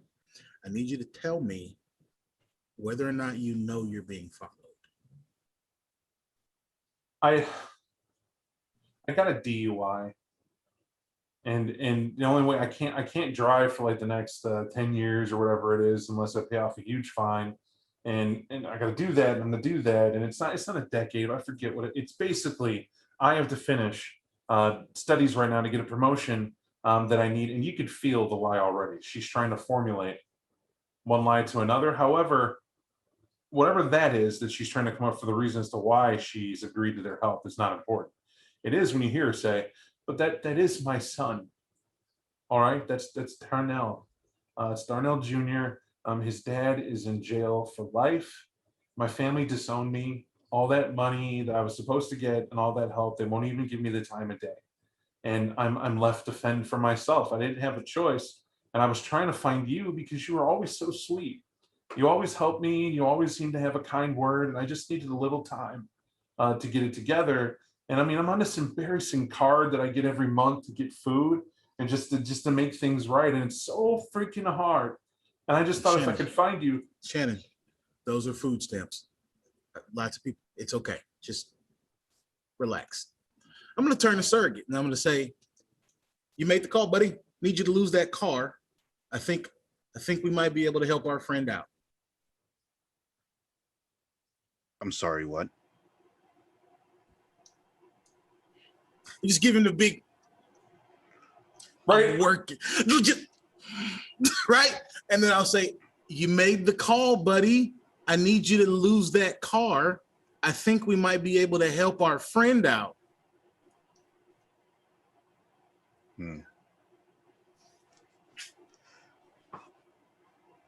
He will simply just kind of, I see. He'll reach into his phone, or rather his pocket. He'll pull out the phone, and he'll take a look over at Shannon. He's like, what was that kid's name again? She said Darnell. Darnell. Kid's name is Darnell. Junior, right? Yeah. Not one of yours, is it, Warren? No. All right.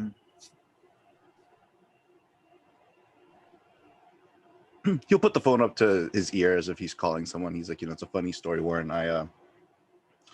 I too came from a broken family of sorts. I wish my dad stayed. He really didn't.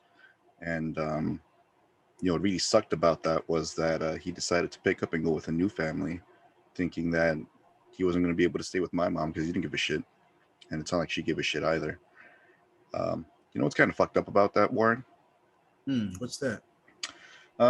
She has a family of her own and she's not tending to it. Yeah. And then he'll simply walk towards her as he puts his phone away, with no intention of seeming like he's going to slow down and probably feast off of her.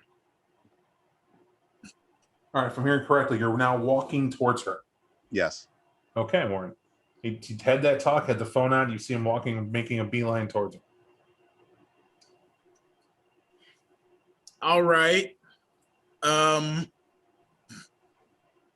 know that look. I've seen that look in the surrogate's eye before.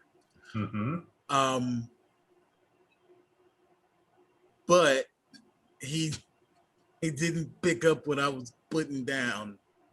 Oh, Warren. So I'll just no, let me explain it to you. Mike might think DJ missed the cue. He did get the cue. He's responding as the surrogate would. And so that threatening talk, that weird speech, he got it. He's just reacting accordingly, which isn't how you want it.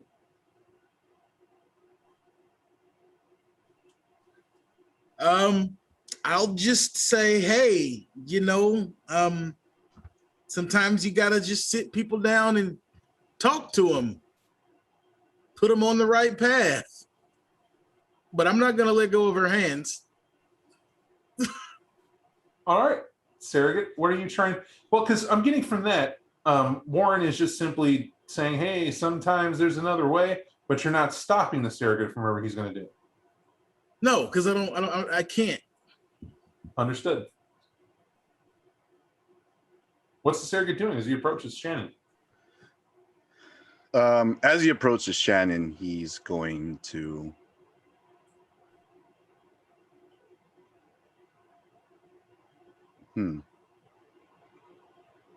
he's gonna feed from her.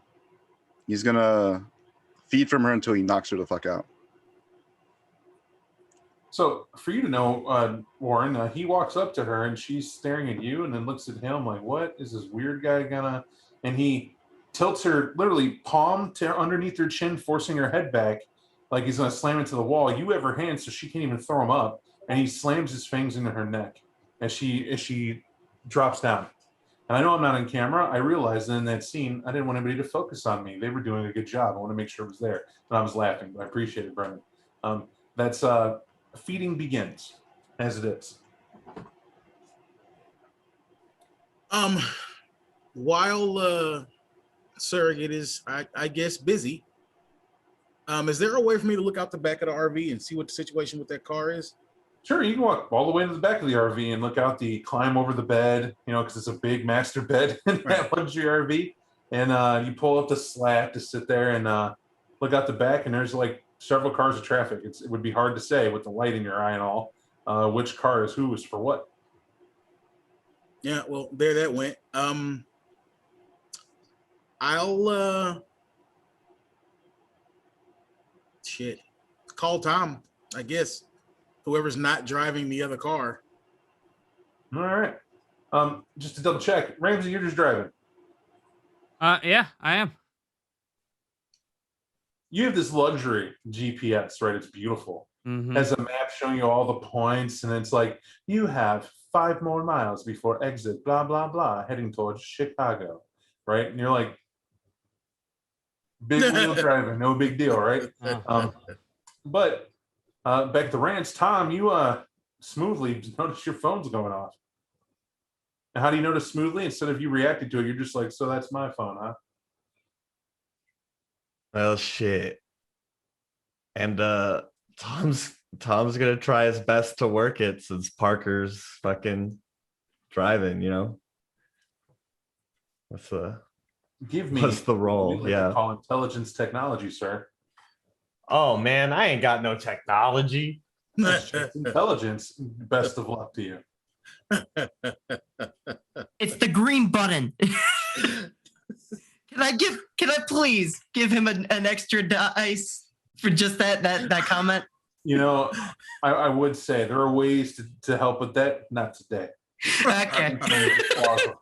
But by hope only, you pick up the phone. You'll see the phone itself kind of does that blink, like it might have just done an update to the network, and the screen kind of scroll fades in and out real quick as you can hear just fine as the phone operates. Hello. You got Tom. Yeah, Tom. There's a car between you and us. Same one you saw him, I'm sure. We need to lose them because this woman was being followed and she knew about it, and we're kind of in the trick bag right now. Oh, I'm well aware, Warren. I've been listening in on their conversation, and they are quite interested in us, as well as the baby that was left behind. Their intentions are for us not to make it into the city limits of Chicago. They have weapons. They intend to make sure we don't make it. Oh, all right. So you want me to take care of that, or you got it? No. We got it. Okay. Well, I got my tire iron. What's the move? Well, shit. They ain't expecting us as much as we expecting them. I say you slam on the brakes on that RV. I think that it can take the hit. I'm sure it can, but if we stop traffic on this freeway, that's a different kind of problem. Oh, that would be most unfortunate. Tell you what, who's driving for y'all? It's Ramsey, yeah. All right. We're going to do a little bit of a strategic maneuver. Let's run them off this highway. See if we can get them off. Don't want to block off traffic. All right, cool. I'll pass that along. Great. Let us work in tandem as a pack should. Over and out. And then Tom will fucking click it off. And I'll hustle up past Surrogate, kind of pass a link, like a look down, like tap him. I can't get information from a dead body, and then keep hustling up to Ramsey. So Surrogate, you don't hear anything. You're just by my count, you were hunger 3. Is that accurate, Surrogate? That would be correct. What are you finishing at? And why I say that, you're well within your means to stop when you choose. I am aware of the role play ramifications. Of course. I'm aiming that because we just need to know mechanically, because that's not the focus. She will stop. My focus is just to, because I know enough to keep my families alive and continuously feed from them. I would like my beast to also be in tandem to go. I just need her to knock out and not be a threat and keep her alive. So that what that means in terms of hunger, I'll let you decide. But in terms of my intention is to just knock her out. So because of the length of time it takes to feed from someone, I remember describing this before, I won't get into it again. It could be quick or it could be slow. And here you were doing it slow until he came by, because you're lost in feeding, but even you're quick to pick up on that, right? Because you're not frenzied. And he says that you just take a drop for as much as it is. So she'll be down, you'll be at 1 hunger, and she'll be pleasantly passed out. And you, I'm assuming, lick the wound. You're not trying to kill it. Of course. And gently, you'll see that he combs her hair back and gently lays her on one of the bunks, right in bed.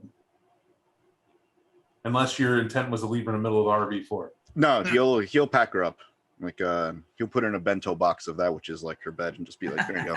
Right, just sets her in. He'll look over at Warren as he licks his lips. He's like, thank you, Abbott. You just provided for me and the remainder of the pack. What happened? Oh, we're about to try to run a car off the road, and I want to see if I can get outside this vehicle while it's still moving. I'm sorry, what? I'm going to hustle up to Ramsey.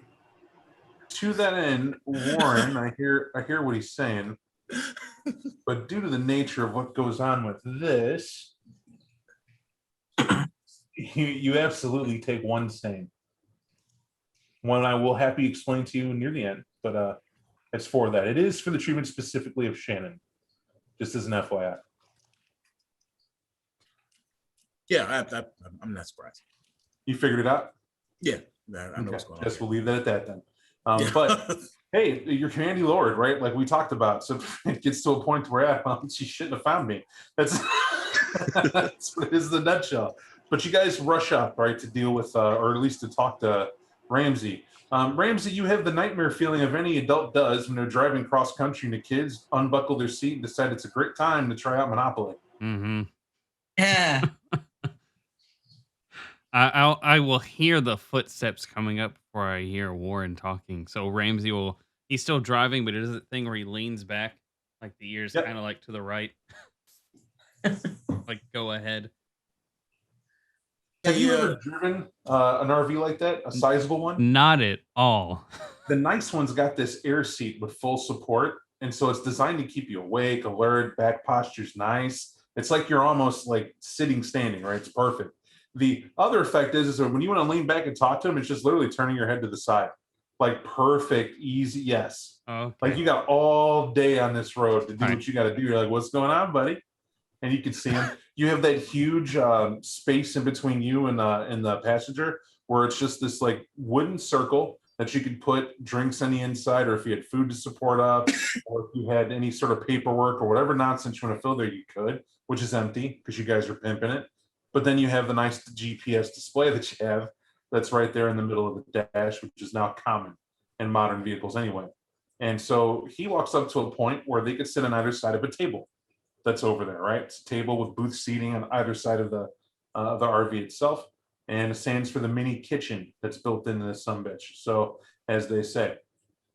But Warren, you come walking up, able to stand right where you are. Even though the surrogate was sitting in the passenger seat, you can take his seat as you went past him.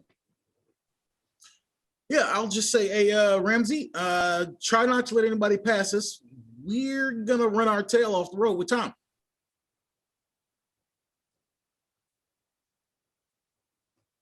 Okay. That's the plan. Flashbacks, Warren. I will endeavor to not let someone pass us. I'll be a very aggressive driver. Apparently. Thanks, buddy. How's this going to work out, Ramsey? He told you, he says, okay, we're going to run someone off the road. Can you Let me point out update you. which car? No. No. All right. I'm playing goalie, and the road in front of me is the goal, is what I've been told. And So, go ahead, surrogate. the surrogate just has this annoyed look on his face, and he's like, "What did Tom tell you? He said we're gonna run our tail off the road Did he tell you how?" together.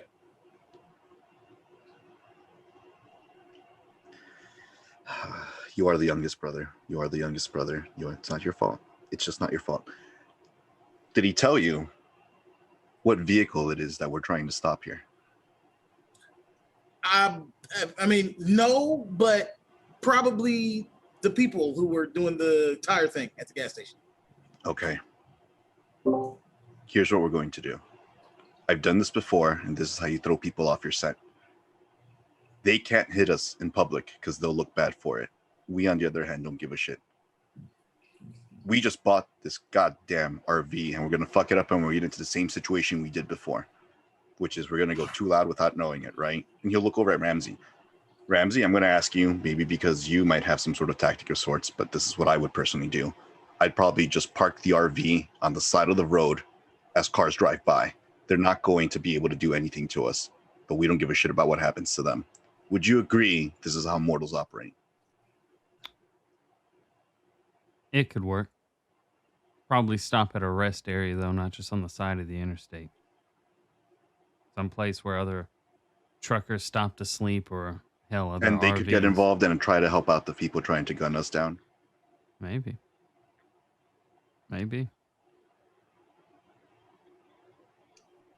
He'll look back over at Warren. Shoulder, Ramsey. If somebody's coming, we don't want to give them space to operate. The rest area is just a killing field by another name. On the shoulder, they got traffic to work through, other people to worry about. The surrogate's not wrong here.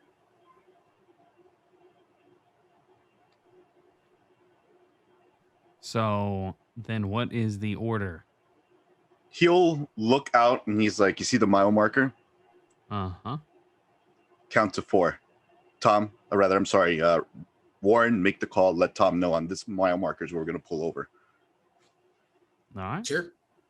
I'll give it a shot. We're pulling over in 4 mile markers, Bob. All right. So the game plan from right here, we're going to pull over and just hug each other. Apparently. What is it? You just pulling over off the road, see who shows up? Yeah. All right. So I like photos as much as the next person because I think it's funny. Where you guys are going? It's an older picture, but it fits.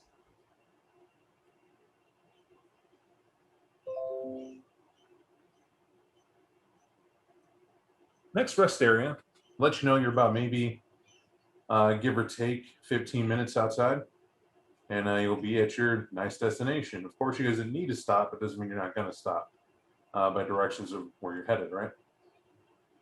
Fun and games, as I like to say. You guys pull over to the right side. This takes you past that gas station. You can park wherever. Now it's a 7-Eleven, just so you know, so ignore that whole false advertising you see there. And 7-Eleven's dominant. And that's regardless. That's the entrance. McDonald's, of course, owns the other side, as it shows, still dominantly. They boast a Taco Bell inside and also a Panda Express, in case you were wondering, because the signs are everywhere to show you as you come walking up, as it's been under renovation, and that's what you have. However, it's night, which means none of that's open, right? They have gates down, the McDonald's is, because they always are, but that and bathrooms and showering places, you assume. None of that's relevant. I'm just giving you the layout. Because while you pull in, there's maybe 2-3 other cars at the truck stop or at the rest stop area getting gas, just like you were at the previous one. But you assume there will be others. They're going to come in here as well. And instead of there being like, 1 or 3 trucks here, there's about a half dozen that you can see that are idling still, that are out here, and 3 that are completely shut off in the far back lot, as this is apparently used pretty often as a popular stop. Well, for obvious reasons. It's not that far outside of the city. It's in way of going there, probably directions leading right into downtown. Ramsey, from what yours says, you're literally coming in through the loop as it's going to take you as it's set. So you don't even know what the hell that is. You're just here. And where are you parking at? And to give you options, so either you could be far away from the gas station, you could be past the gas station as if you're going to exit right back out on the highway, and there's parking spaces there where you could walk where you got to go. Really the only 2 choices you have, unless you're going to take the semi ramp, which you could with the RV, by the way, and just park over by the other semi because you're a big truck. No, side of the road, basically like the side of the road, like we're being pulled over by the cops, is what we agreed to, or rather Ramsey was ordered to do. So that's what he's doing. It will be in front of the gas station though, not after it. Okay, so you are taking the exit for the rest ramp, but you're staying just to the right, or just to the right of it, to park near it, so you can quickly get on it if you need to. Right. Okay.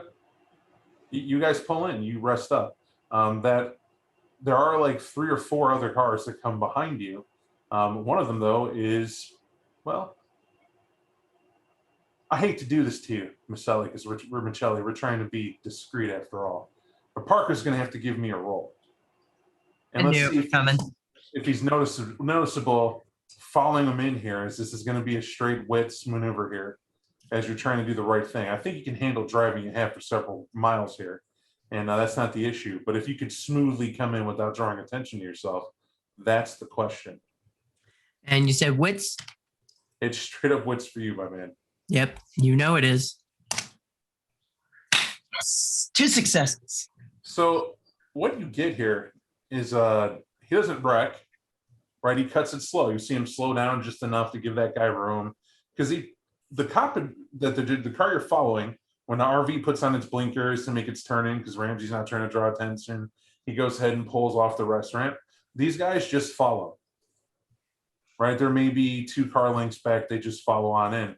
And Parker does the same thing. The trick that he does, though, is that he lets 1 car pass in front of him. How he does that is that you see him slow enough to annoy the cars behind, and one happens to pass and then cuts for the rest area. Like they got to go to the bathroom or whatever, you don't know what, but they shoot in behind them, which staggers it by a car. And you guys go in. Because you still had the power up, even though you used the phone call, it's not really that difficult to maintain a phone call in here at the same time. Tom, you'll still pick up. The guys go, I think we've been made. And as they pull into the lot, and you'll hear someone else say, of course you've been made. I don't know how it is, but no talking. That's what they do. Pull in their cars, and where you guys are parked, they're going to move past, and they go parking up near the actual Oasis entrance to go to the restaurants that are in there and use the facilities itself. And none of them get out of the vehicle. They just sit there idly.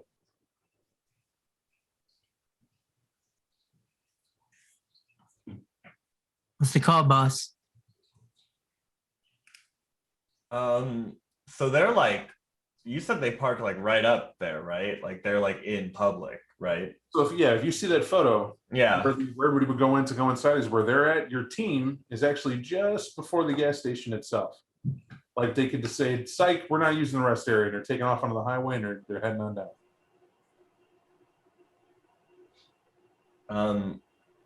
I mean, Tom's gonna look at Parker and say like, well, this isn't quite what I had in mind, but subtlety. And he's gonna get out of the car go to walk up to talk to them. Okay. He'll get out of the car as well. Walking with Tom, or are you just getting out of the car? I'm with walking with Tom. Okay. What's everyone else doing? You're in the RV. You see Tom get out. You see Parker get out. They're walking up to approach that car. What are they doing? They are about to deal with it, like I told you they were. What do you mean deal with it? We have a tail. They're about to deal with it, like I told you they were. And you'll see Warren kind of spin his tire iron in his hand and start taking his jacket off. He'll look at Warren.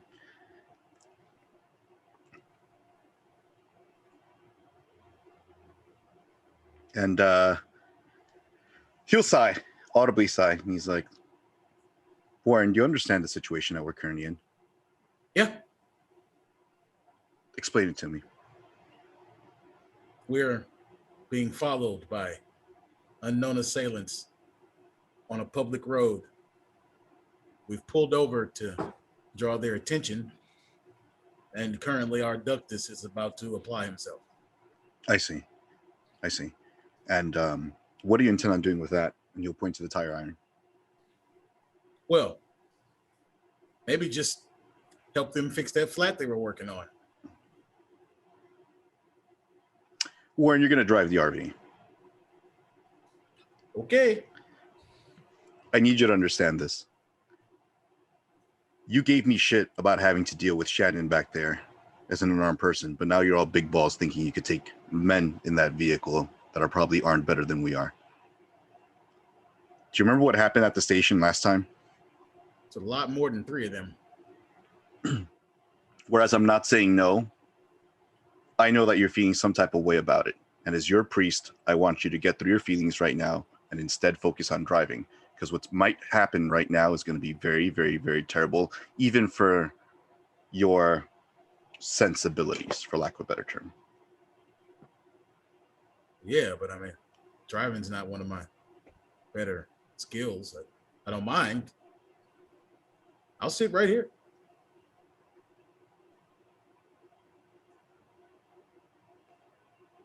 He'll look over at Ramsey. Thoughts? If we have a tail, kill it before it finds us trails us to where we stop for the day. I'm not saying no, but we're running out of time. Let's go help.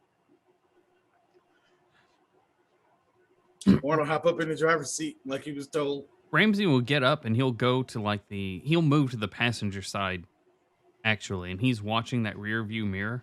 For Bob to note, because I don't see any way the other two would realize this. I'm trying to watch either Parker or Thomas or Tom walking up in the rearview mirror because I know that car is watching us.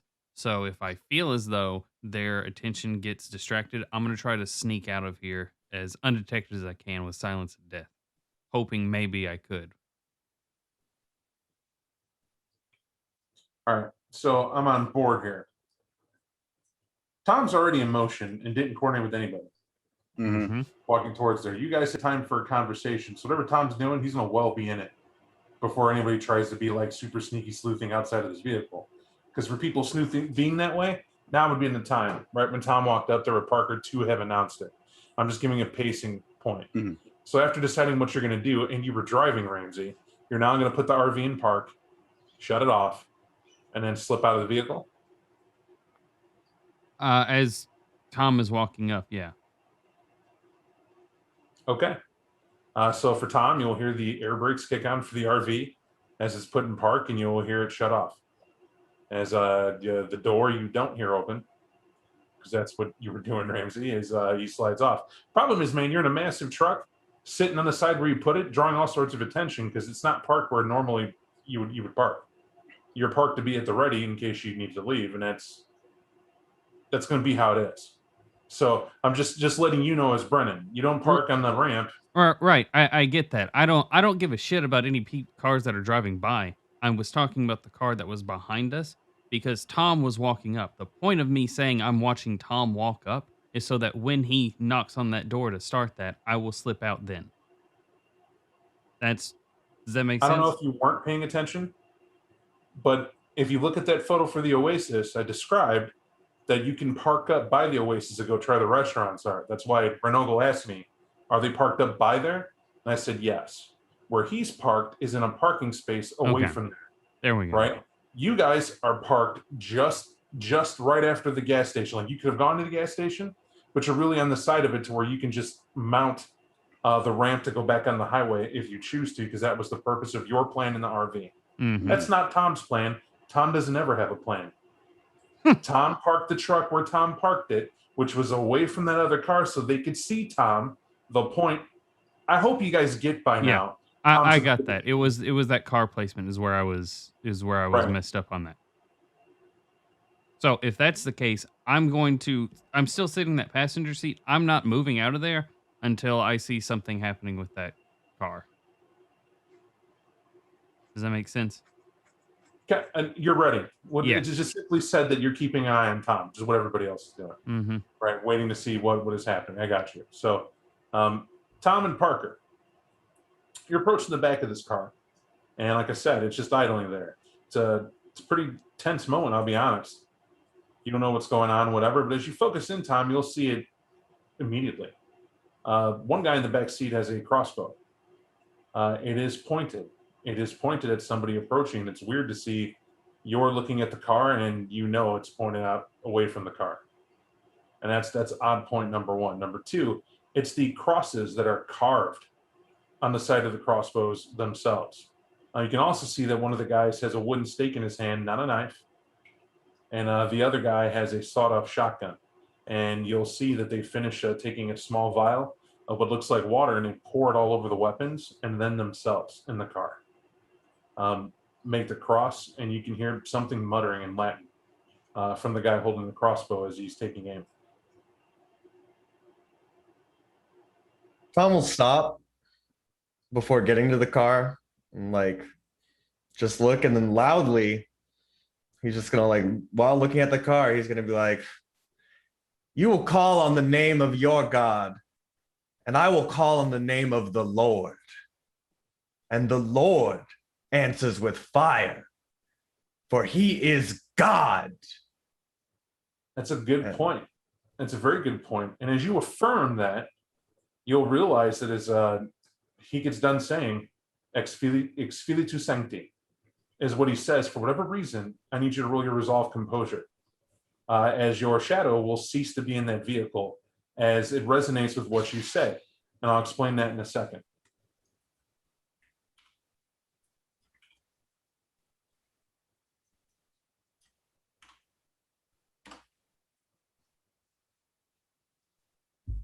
It is definitely fear that you feel for the first time. And it's precisely why you negate your power as soon as you do. When that gets done, there is a feeling of absolution that radiates from that car that you haven't felt in some time. You realize, Tom, that these are the exact people you wouldn't touch. You can't touch. You're a nihilist. These are the people who you actually hurt the sinner. That's your point. You torment the sinner. They should be here. This is that rare moment where you tread upon the wings of angels. And these are the exact people you're supposed to avoid for your own personal reasons. Now you've drawn their attention, and if these people are going to force your hand, that's one thing, Tom. But what I need to know now is that as you affirm that, you realize that that speech you gave, it's the same Lord they follow, Old Testament Lord.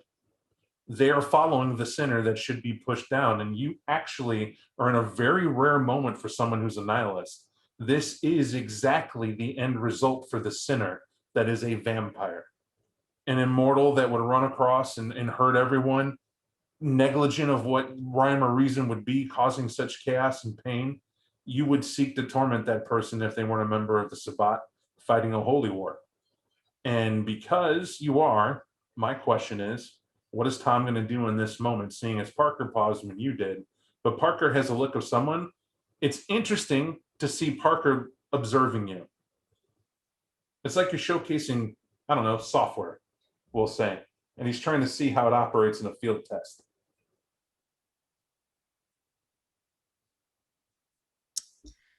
I mean, so from my perspective as Tom, like I can see that these guys are like, end game be all. Like these are like, oh man, you guys got like a first class ticket to heaven. But I gotta test that shit still. I don't know. They got the crossbows, but did they got the will to follow through with it? I think that's hollow in the mouth. They got a crossbow aimed at you. You walk up to that car. I bet you try Jesus. Don't try them. Right. This is literally what that is. They've been following you. They got the will to do it. They're in position. You're not questioning that. Also, remember what I said here. Something negated your shadow usage. Yeah. This was not you holding it up there. That shit rescinded from the vehicle when he got done uttering something in Latin. You're not certain what that is.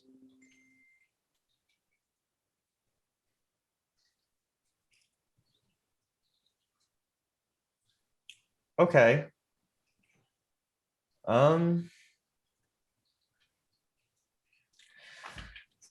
Well, with that, Tom would look and then look at them and look at Parker and then look back at the van and then shrug his shoulders and say, you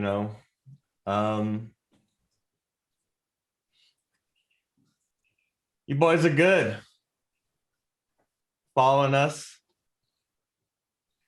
Nice. Can see you shaking in the car. It's okay. It's scary. I see that. My friends don't. Hear the window roll down in the back, and you'll hear it's not too late for you. Do tell. You wish to parlay with me. It's not your fault. What you've become is a trackable disease, and it can be stopped. And we will stop it, whether it's right now. We will stop you from doing what it is in your nature to do. Whether you do it willingly to save your soul or not is up to you right now. But we'd rather see every person here die clean than the rest of the world living on and on and on with you as their Pied Piper. Tom will laugh like boisterously. Like, and he'll say, shit, you gonna cure my disease? That's a pretty steep thing to promise, boy. Now I promise you're gonna cure me. You'll see him get out the car, and the way they do it, it's routine. You'll see that the driver slides out neat, leaving the door open to take it as a shield, and he's the one with the crossbow pointing at you. The others get out, and they don't have anything pointed at you, but they're keeping reserve as to what they have. What you can see on them is that these guys have some form of armor piece that's around their neck. And this is each of them. It looks metallic. You can see the cross that's nice and in there, like it was made that way, that they have. And the circlets are silver. And they're ready to war with exactly what you are, is what you see as they deploy. And conversation is over. And I only say that as a storyteller because now, Bernal, you're making a choice. You're either diving to duck for cover or you're going to see what Jesus can bring. That's what we're about to find out. You too, Parker. What would you guys like to do? Well, as soon as I'd like to dive and duck for cover, I want to kind of back away so that I can be with I need to get with the pack. I'm like, understand what Tom's doing, Parker. I know exactly what you're doing, bro. It's like, what are you gonna? They get out. Oh shit, they're coming. They're coming. As he's looking, as he's going to run, like it's okay to try him. As he takes off, right, hauling ass across the lot, which we'll deal with that in a second. Parker, the question is what are you doing? You son of a bitch. I'm gonna dive towards the next car and roll for cover. Now, Parker, what I'm going to tell you is that when I said these guys drive up to the front, you guys couldn't figure out why that would have been done. Right? Their parking spot up near a place that's closed where it's not going to have a lot of cars. Why would they pick the lonely part of the lot to park? Oh. Right? They didn't deploy immediately. They waited for you to approach. And you're both running. It's where he's making a decision based on an unknown circumstance, You're powering her voice, and I'm making sure your eyes wide open when you see this. When you go to run, one, it doesn't feel right. No, it doesn't. Powering her voice. You know who runs? He does. Yeah, he's cowards. So it's your call though. Pragmatism is in the eye of the doer, as we're gonna say right now, right? Screw the beholder. He ain't in your shoes, but about to get shot with a crossbow bolt. But you're the one who has to make that choice. It's either gonna be you or Tom who's gonna get something done to him. Question is it gonna be you, or what are you doing instead? Yeah, I'm gonna use arms of however that is pronounced, and I'm going to break the crossbow. The guy with the crossbow, I'm gonna break his arms. It's interesting, right? You can make that roll at -4 dice. Sure. And you're going to notice that immediately. It's because as you're trying to formulate the thought of connection with the shadow, you find it's almost impossible for you to maintain the concentration to bring it up on them specifically.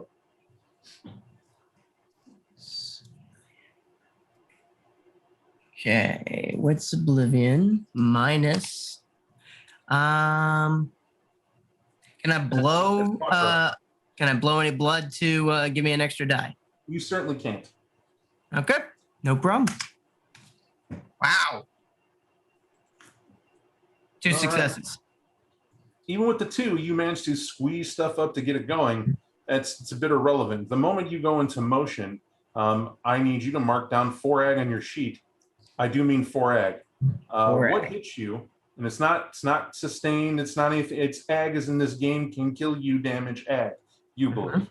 The crossbow bolt that arcs across the parking lot as you concentrate and bring the shadows up to do exactly what you intended to do. They do manage to disable the crossbow, which is a good thing. What slams you in the chest, though, bursts into fire when it hits you. That, you don't know why it did that, but I do need you to give me a resolve composure as you're trying not to suffer the indignity of your courage, as you're trying not to suffer indignity of running across the parking lot, screaming mad. And I did it again. Keep missing things. Let me just look at this. Getting the right game set. It is resolve composure. Okay, 1 success. In that 1 success, you have a choice. You can obey your instincts and get the hell out of there, which is run while you're on fire. Or you can try to do some semblance of a stop, drop, and roll to put that flame out as you are half immolated here at this point. I'll take the latter. You dive to the locked grounds to roll around and start putting yourself out. Tom, fangs out for him regardless. You realize you're not getting shot, but do feel the heat even from where you're at. It's like you got hit with a fireball, except you know he didn't, right? As I don't know how to describe this to you. Part of the pain in the ag, Parker, is guilt. As you feel the flame licking your flesh, it's every person you've ever fed on. It's every wrong you've ever done. It's your employee first in your mind that guiltily you browbeat and intimidated into killing someone to prove themselves to you, and you left them high and dry to deal with the authorities. You never addressed it again. And you feel you're fighting back the urge of guilt and tears through this as you're on fire right now. It's almost like your body's trying to quit to accept the fate it's in, even though you're trying to put yourself out. And as he's frantic on the ground, trying to fight the flames, hopefully not futilely. But Tom, you're halfway to the point of the RV can continue running as the rest of these guys are rushing Parker. Everyone in the RV, you can hop out if you like, but you see what's going on. These are dyed-in-the-wool, bona fide hunters, where they do not have all the solid armor that you've seen the Second Inquisition be prepared for the rollout in. They do have an odd variation of piecemeal armor. You guys aren't pros. You haven't seen every variation of hunter, but what this looks like is you picked the wrong good old boys, former soldiers, who picked up the cross of Christ and have decided to smite thine enemies where normal authorities have failed. That's what it looks like, and they're vicious apparently, and it's on. It's the best way I can put it. What would you like to do as you're running towards the RV? Anybody, not Parker, at the moment. So like Tom's just running towards the RV, you know, hot flames of Parker behind him, and once he's close enough to the RV, he's gonna just scream like guttural, like bestial, like at the RV, and he's gonna say, on me and like rouse to use prowess. Absolutely. All right. What I'm doing is I'm rousing for toughness and getting out with that gun I stole all those nights ago. Mm-hmm. Yeah, I'm gonna. Oh wait, I don't have to rouse for that. I'm gonna just grab my tire iron and haul ass in Tom's direction from the driver's seat. Okay. So you guys are run out to meet Tom where he is, and that's fine. Well, Randy's just pulling the gun out and stepping out. I'm not going to confine you in a vehicle here. Obviously, you have stuff to do. What are you doing, Sergey? Do we have any other inventory of weapons with us, or is that just the only No. weapon? What? Well, then I'll take the only weapon I have. And your gun. There are two guns, gentlemen. Dos. Surrogate had one. Ramsey Yep. had the other. he'll take his shotgun then, and he'll. Shotgun.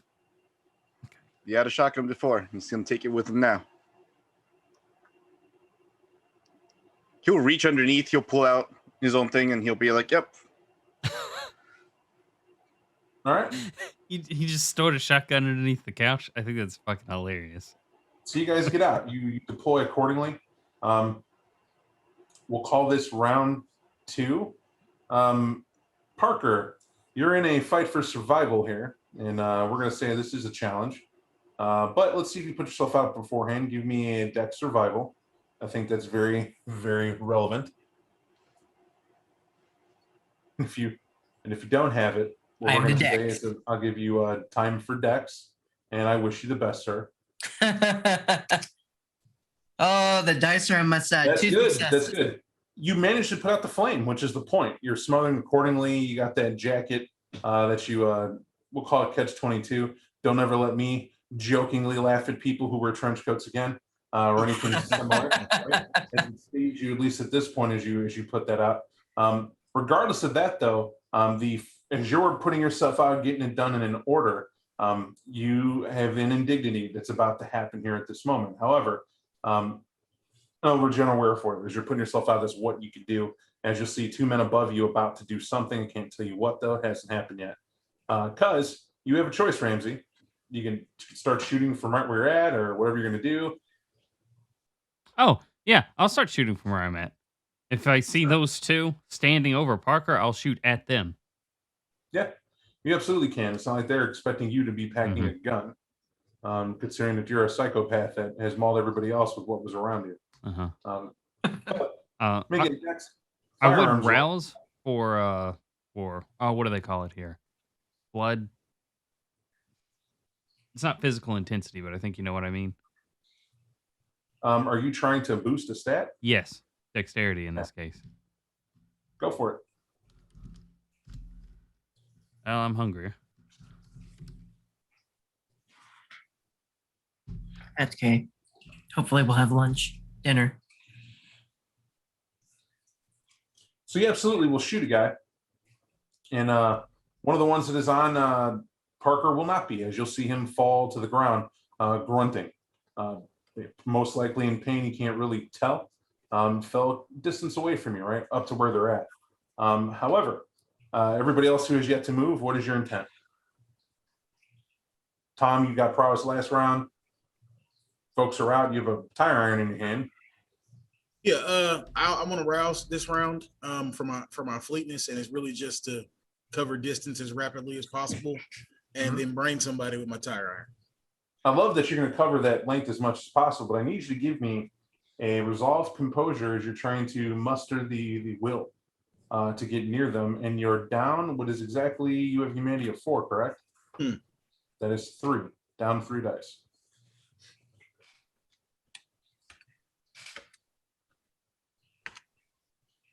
No successes. The effect is what you're not expecting. As you run forward, it's a hiss that you manage. You like blurring across the lot to head forward, and you get within 10 feet of these guys as you jump back. As not like you feel heat, not like anything else, as this pervasive guilt hits you. It's a moment of clarity. As you realize these guys, whoever they are, they may be handling violence with a violent solution, but look at you. Look at what Warren's doing. You provoked this. You caused this. Everything you did led up to what these guys have to do. You never would have known they existed had they not known you existed. And this actually hits to everything Warren stands for. There was a coexistence, and this is the price of it. You're looking at it right now, warring out in the open against mortals who have obviously a means to defend themselves. As for the moment, your action is tied up in confusion as you're in conflict with your own conscience as to how to pursue that, something visibly seen by all in it in the moment, I should say. But that's that for the moment. Just making sure, Sarah, you got the shotgun out. Were you shooting from where you were? Yes, if I think it's effective, I'll definitely take a shot. 1 second, sorry. No problem. Yeah, I'm taking the shot. I would like to rouse my blood for better accuracy here. You would. Vichinko. Oh, hungrier I am for it. And let me know when I may roll, sir, and I'll go ahead and do so. You may roll right now. However, I'm going to warn you. Your character's shooting for the first time. Yeah. And best of luck is what we'll say. Right, that's exactly it. It's there's only one way to find out how this works I'll out. forgive you if you hit me.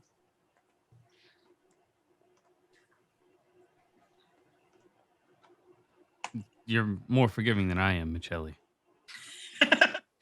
So the effect is that you don't hit them, but you don't hit anybody else, right? As the first shot you take, you shoot and realize you almost flinch at the fact that you could have hit Warren. The shotgun bucks. You weren't expecting that. In the movies, it's like point, squeeze, and it's done. Mhm. And you do. You point, aim, and shoot. Boom! As this loud shot goes off, and you didn't see it jump at all, but it distinctly looks like it went up and to the left. You feel it might have done that. It's weird. It's the first time you've done it. As you kind of stick the tongue out as you get to aiming again, because you're you got him. You got another shot in here at least, right? Because this is the double barrel sawed off, right? If I'm accurate. Yep. Okay. We're about to learn something. Back at the ranch, Tom. So my intention is I'd like to basically run at the person who isn't shot, that's over Parker, and basically try and grab him, like grapple with him to eventually throw him. You cannot roll more than 3 dice for this action. Couple of reasons I'm giving it to you. Rather than not letting you roll at all, which is what we'd be faced with doing, here's what you're facing. Number one, you agree with them, i.e. it's hard to beat somebody. You agree with they're in the right to win, right? You feel that 100%. As a nihilist, this is a moniker for you. They're trying to hurt your pack. Your pack didn't have to get out to fight, right? But for you, Tom, it's even more cathartic.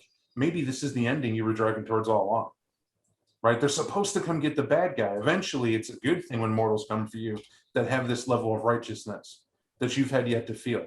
And as you're moving forward on them, coming to get to them, you realize you're just trying to save a pack mate, which is why you're willing to push a lot of that aside, to grab him, to get to him, to help out. And you could see they're about to stake him. So it's a good thing that you are intervening. Even though one was shot, that one guy who fell to a knee, you also could see as you're approaching him, definitely seems like he's stomaching it. Like, I do mean he got hit, and that's great. He got shot. He just got shot, as he himself is now getting his gun ready to do what he has to do. The other 3 are still pursuing forward with putting down an evil, at least one, if they do anything tonight. And you're getting there and can feel weakened with every single step. Having rolled before, you can get close to fight them, but that's what you're engaged with, as your path is against you here. It's up to you what you wish to try to do, though. My whole intention is to save Parker here. And, I get the intention. What I'm saying is, looking at the sheet, how do we want to do it? Do we want to do it physically? Do we want to do it, try something socially? Do you have a dominate you could try to do? What level are we trying to do to get him out of the fight? Out of the fire? Physically, I guess physically I'd like to just run and like bum rush the guy who's not on a knee and like try and shove him out of the way. Okay. Now I have to remind you, if you remember what I sent you that you have in your downtimes, there's a chart where it says when you throw yourself away needlessly, and that's how nihilists see it. There are no heroes that is a nihilist, remember? Right. And if you could tell me why that is, go ahead and look. I'll get back to you. I will not give you a stink.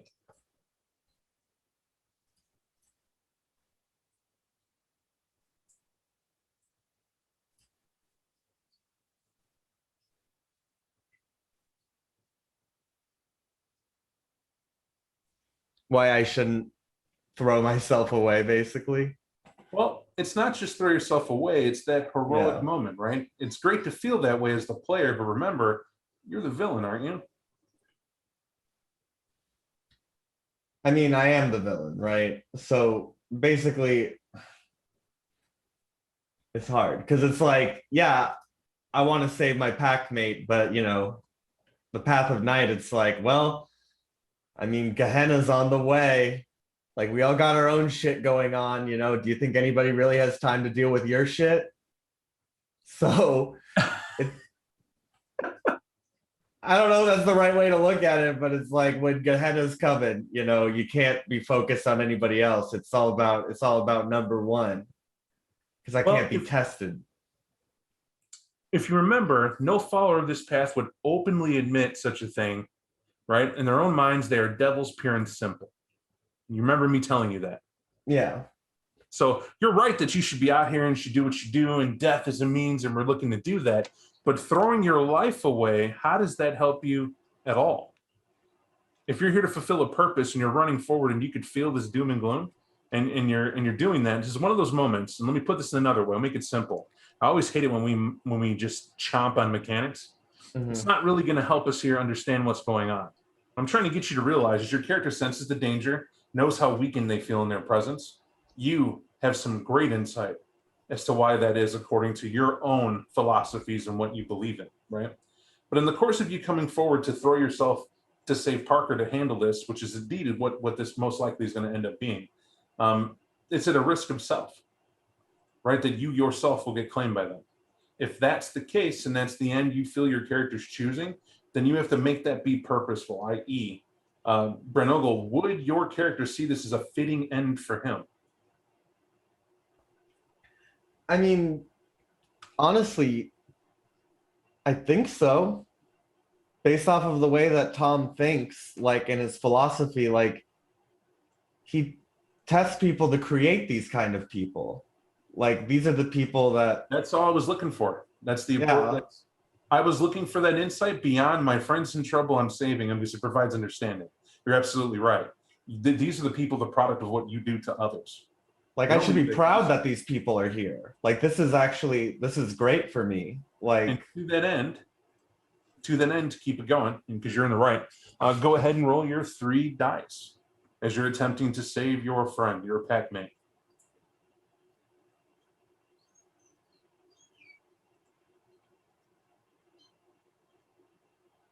All right. You do barrel in. And as you see that one guy's looking to hold Parker down, which is Parker's a bull.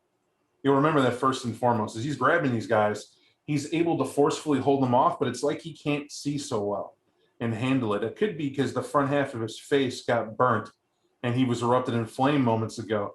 As Parker, you do feel someone trying to hold you down, but they can't. And they're trying to do an official stabbing action. As you'll realize that one guy has what looks like a type of hook that you would provide for a dog, like a loop that you'd put around someone's neck. And they have that around they do have it around his neck, trying to pin him there to hold him in place as he's trying to raise his arms up, except he's a vampire. Of course he has the strength, not caring about leverage, to try to pick himself up and grab this other guy. That doesn't stop his friends from being in position to try to stake him. To even the odds, you just barrel your body into the guy with the pull.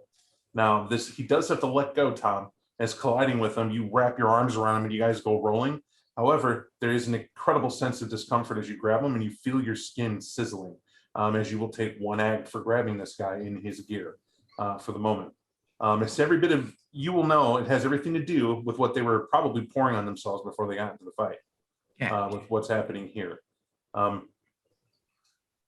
Buying you a moment, Mr. Parker, I'm going to give you brawl. I'm going to give you strength as you're trying to fight your way free to scramble away from these other two, who have no less than the intent to put the old wood to you. You said brawl and strength? Yep. Okay.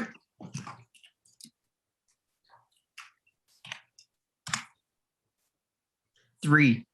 Easily done. And what I mean by easily, these guys, it's a sloppy fight, right? Nobody got to use the advantage either of you are known for. Hunters hunt during the day. And that must have been what they planned to do. Catch you guys during the day. These guys are going to professionally deal with you. And you can tell that best of intentions, this was not their goal. They used No, we'll get to that later. Tom, though, barrels into a guy, and you can hear him screaming and hissing. And I need to point out, you path followers aren't frenzying in this fight. For whatever reason, your beast feels more fear than they do fury when you're this close, right? It's just not there. However, for Ramsey and for the surrogate, you feel odd, but you don't feel any other type of way because you're shooting, right? Bullets have that ability. But you do see Parker push one guy, literally smushes him by the face and shoves him away from him as he elbows and knees his way across the lot, heading towards you guys, not going too quick. The other guy pulls out what looks like a small hatchet, right? So he has the stake, and they were trying that. When he pushes his partner, he gets the hatchet out as he starts trying to run up on him as we're to the next round.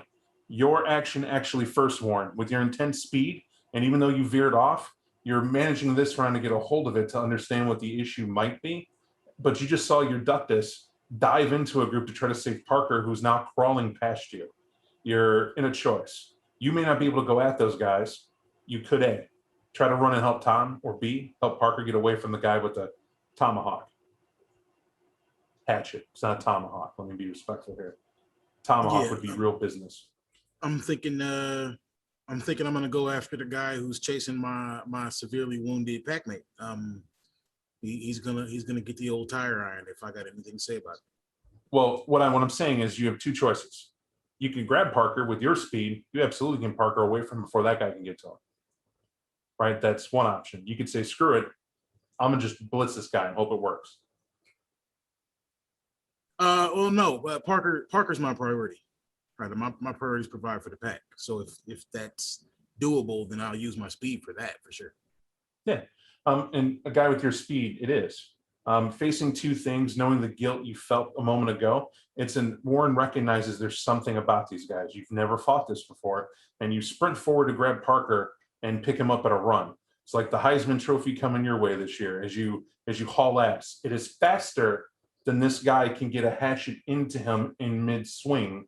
You have him up off the ground in a loop, and Parker, it feels like you're almost flying for a brief second as you're pulled to your feet and you're running with Warren, really being drugged mostly, but that's the speed you're going. To that effect, we're back to the range first because it just makes sense. Ramsey, you'll chuckle because you didn't know he kept the sawed off. More importantly, it's watching him have his tongue out as he has to load it again to shut it to be able to shoot this round again. And you can either take the action to load it this round, or you can load it and shoot it and take a reduction. Or a harder shot, I should say. It's up to you, Surrogate. Considering my current competency, he'll take the round to reload. That's what you see him doing. Tongue out. Yeah, bullet one, bullet two. Thunk. Yeah, I got this. Ramsey, what are you doing? He's learning. I'm shooting someone else that's on my Ductus, God damn it. Now you're shooting into melee. I'm gonna let you know that. So doesn't matter to you, doesn't matter to me. It's up to you. Yeah, that's fine. Okay. Go ahead and make this shot. I'm gonna take 2 dice because you're trying not to hit him, right? Yeah, that would be ideal.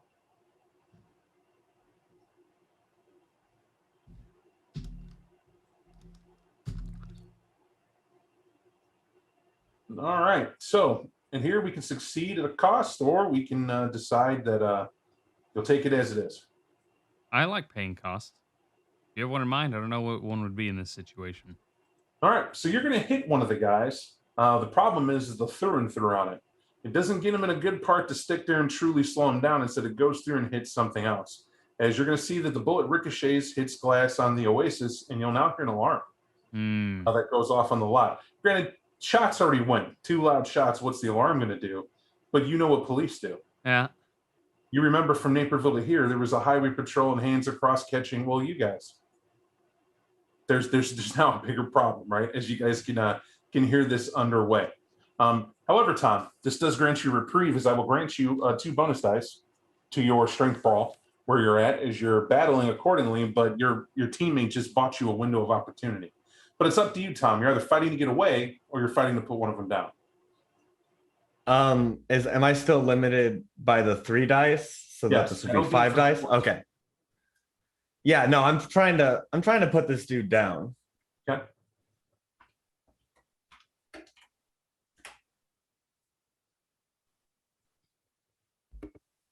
So you'll give this blow, right? As you're on top of him, you scramble up there, and you're able to reach your hand through. You slam it through his armor. You'll feel the platelets give as you shatter a hole and hit him in the chest, and it'll knock the wind smooth out of him. But then you will feel a stab in your back as you yourself will take 3 sustained damage. And whether you go limp or not is going to base up to one thing. Yes, we're just not going to let that be the case.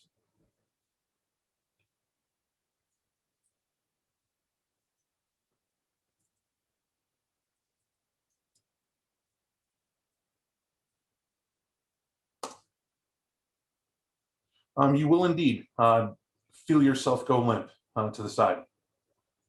This is because, weakened as you are, the moment you focus on one to slam it in, the other guy is able to hook his arm up under your neck in that pile and slam the stake in. Ironically, it's the same guy Ramsey shot at the beginning of the fight. He was going for another gun, saw an opportunity. When you barreled into all of them, they are frantically rolling over trying to get it done.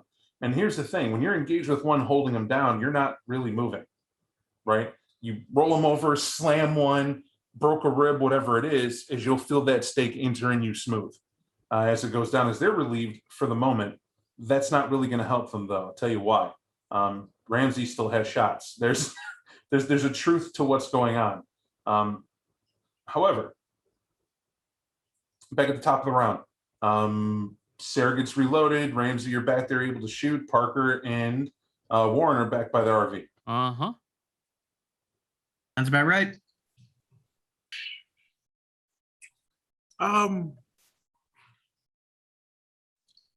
They've still got my ducks, right, Bob? Like I said, the pack is my priority.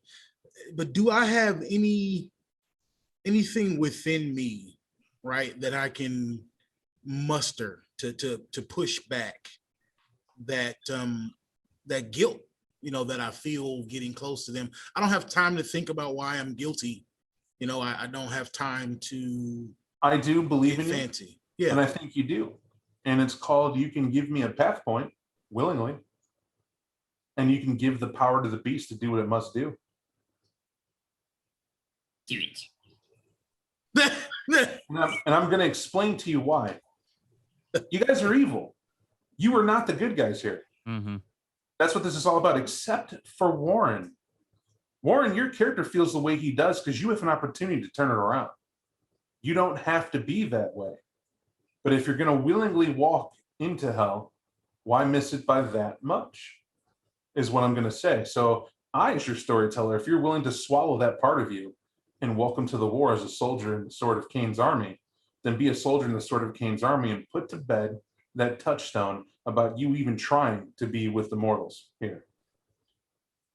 Well, no. What that tells me is that it's not in me to do, right? That's kind of what I was grasping at there. Mike, don't let me take this away from you. What I'm saying is your character is low enough on your ideals. And to remember, you were soul searching when this went on. You want to talk to the pack to try to turn them around to help them. You're seeing now the very real result, field result, I'd say, of your beliefs in action. You caused severe harm to the mortal populace. They responded normally, and you guys decimated that normal response. It keeps them safe from everything else. But the Lord provides. And what he has provided is there are those heroes that rise amongst mankind that said they will go into the dark to get rid of it and be the light. And it's that simple. And as cheesy as it sounds, it's very real. It's right here. Even Tom has blackened tears coming down his eyes that you can see from here as he's been staked, almost at peace with it. That this is the end result of things. Yeah, but what that tells me is that this, if I was ever going to develop some utopia, right? Some kind of society where we were supposed to be living side by side, one day there was going to be one of us who crossed the line. Yep. And that would not be something that I could like punish my cohabitants, my roommates for responding to in kind. Okay. Right. That's just, to me, it's not in Warren to do. I'm gonna make sure Parker's safe. What would Warren would say one more time? I'm gonna make sure Parker's safe. Okay. So you get Parker secure, right? And once you realize burnt as Parker is, he almost didn't make it. And you have him. He's barely recognizable. That's as bad as the wounds are. I.e., the boy just ain't tough like you are.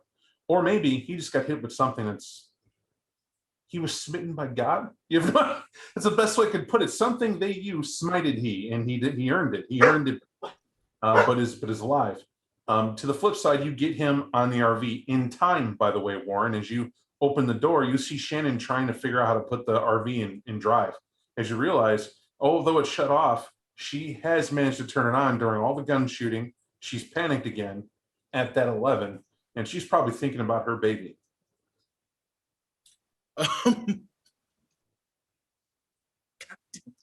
Oh my God, woman. Bob, I don't have words for her. I don't have time to coddle her feelings at this point. I'm gonna just give her the old, the way you're supposed to carry somebody who may or may not have a spinal injury, right? Like I'm under the armpits, just right. Whoop, Yep. and we're out of there. Because I don't want her to get shot either, right? Like, why don't you have survival instinct, mother? No, she's not out of the RV. She's in the driver's seat of the RV. Oh, she's trying to take the car. That's correct, because the surrogate put her in bed and everything was copacetic until gunshots and violence erupted outside of it, and she's going for self-preservation. RV has wheels and can drive. Got it. Well, I Trying to take our ride. I can't let her take our car either. But I do need her out of harm's way. So similar plan, I guess. I'm gonna try to drag her out of the driver's seat and hope she doesn't fight me. Okay. There's not much fight she can give you. I'm gonna be honest. You're stat to stat. We're not gonna get into that. You're also a vampire to boot. When you walk over and she does it, you do the one thing she can't do anything about. You're like, if she's trying to go for it, you turn off the key and pull it out and slip it in your pocket and leave her sit. And tell her, basically you point as you let a wounded Parker get into bed, and you'll see her get up to move back as anybody would when they realize that there's something about you that's different. And it's at that point, Warren, you'll realize that she walks by because she looks at you in terror, not like in love or anything else. And you don't know at what point you did it. You can feel your fangs are out.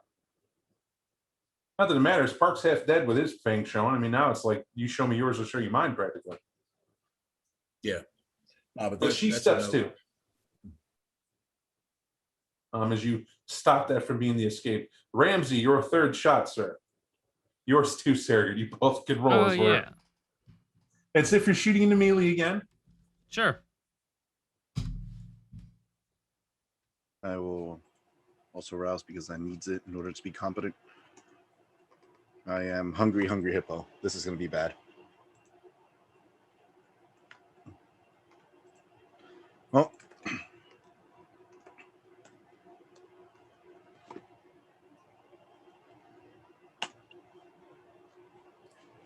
This is what folks need.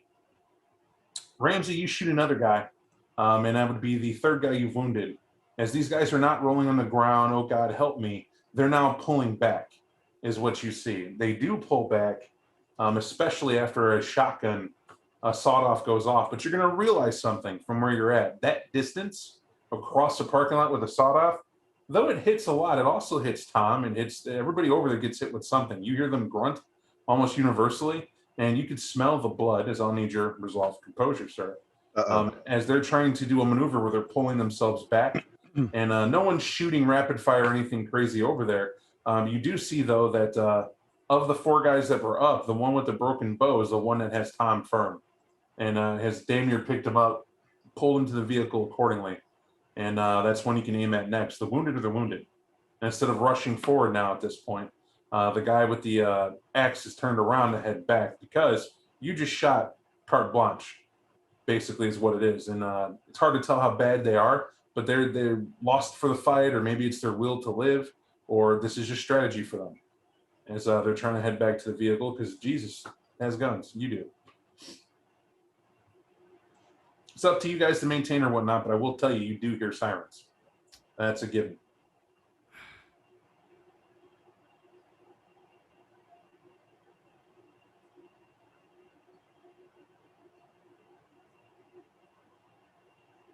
Yeah, we need to go. Surrogate will yell, "Shoot out their tires. We need to get our ductus." And then he'll yell back at Warren. He's like, "Get the fucking RV ready. Bring it." Yeah. Yep, I'll start the thing. Get it up close. You start up and you roll up to the pack. I'm assuming you guys are trotting on the outside of it, heading towards the car. Mhm. Ramsey, are you shooting at the tires? Or are you shooting at Yes, the I'm shooting at the tires of the vehicle that the ductus is being loaded into. It is a called shot, but we're going to waive that. Just give me a standard firearms dex roll. Let's see how well you do. It's a called shot on like my torso, which I think is the typical target anyway. You said it's a called shot of your torso. What are you Yeah, talking it's like well I don't know how big the wheels are. Maybe they're teeny tiny wheels. I'm just about? You're shooting a tire across the parking lot. I'm making a joke. Just go ahead. Yeah, I was going to say, if This- you've never shot a gun it's- before, yeah. No, it's not legit justification. Just go on. All right, I got you. Just making certain we get that. Being kind as I am, the closer you get, it's a different story, right? So the first shot doesn't matter, as you'll see it, that it wings the car, cracks the windshield. Second shot hits the engine top. You're not certain if it does any appreciable damage, but then you'll hit a tire.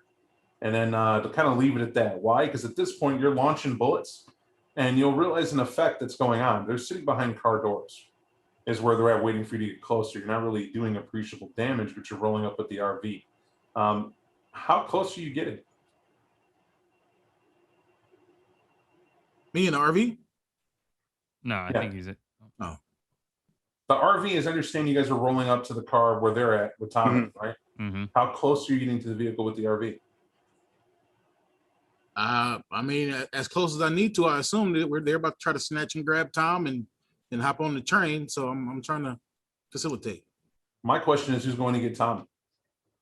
Now, as far as you know, Tom's back there behind a door. You can see him lying on the ground. They didn't have time to stuff him in as you guys are rolling up shooting, I might add. And they're more or less ducked behind doors, but have had time, at least a round or two, as you're rolling up with this RV to prep, and they haven't returned fire.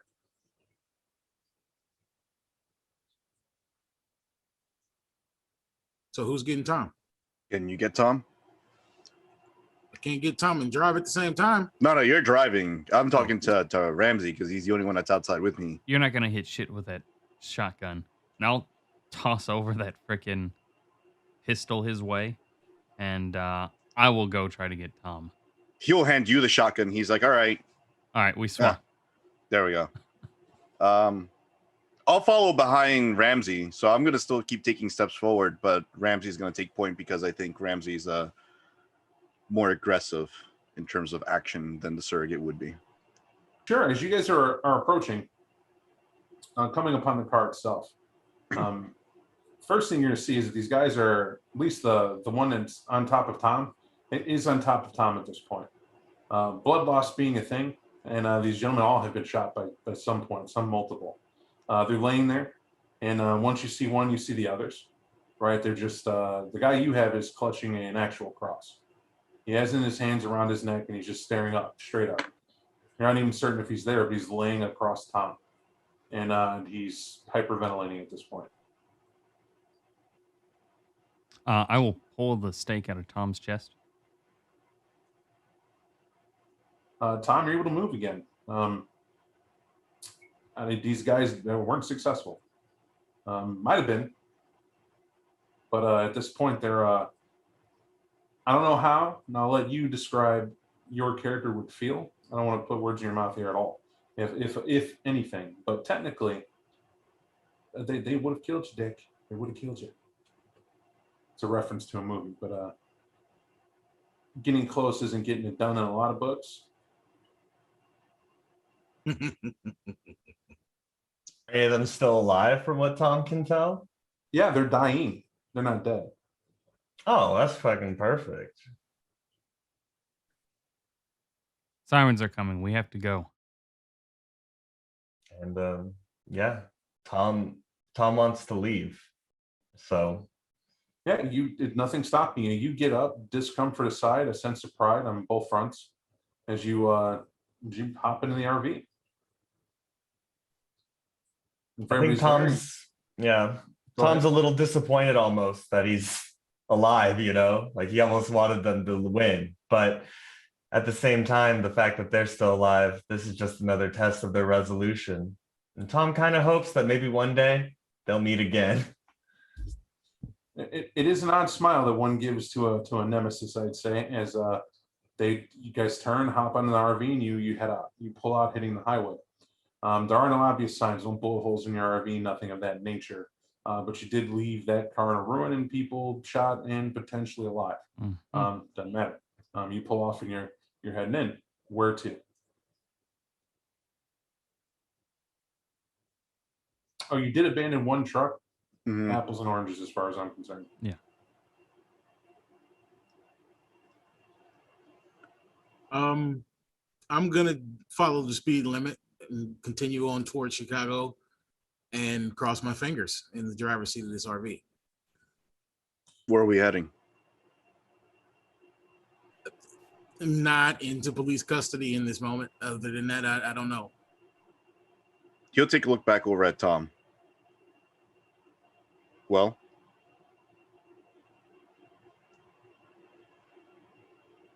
Tom will look at the surrogate and he'll say, did what we set out to do.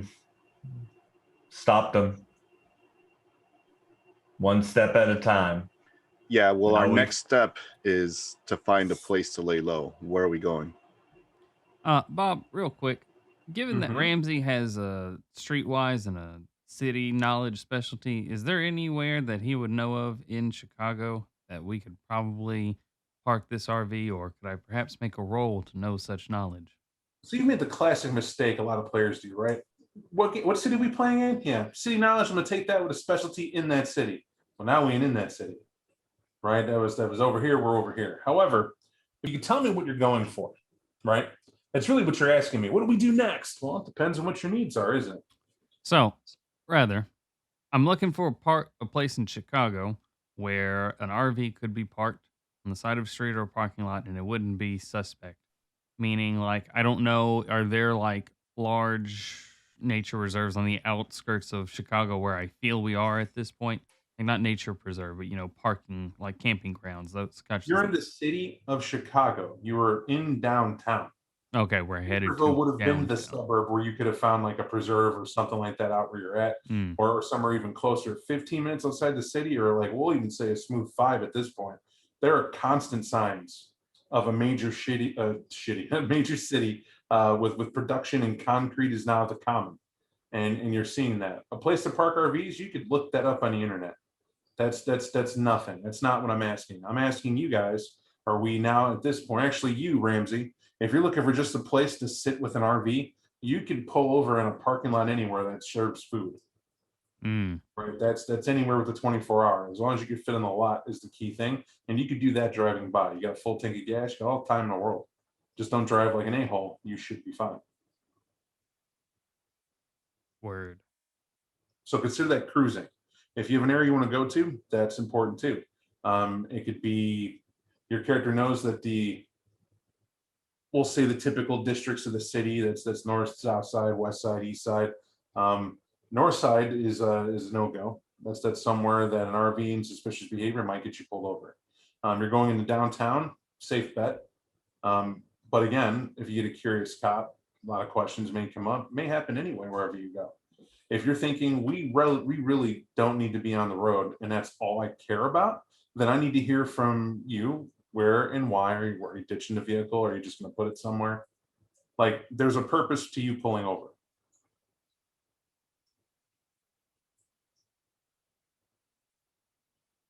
Like I might say, you know what, Bob, I'm gonna be pulling this RV over and we're gonna take it to the side till we figure out what's going on because we don't know what's going on. But I'm gonna Yeah. make sure that where we're at is somewhere where we blend in.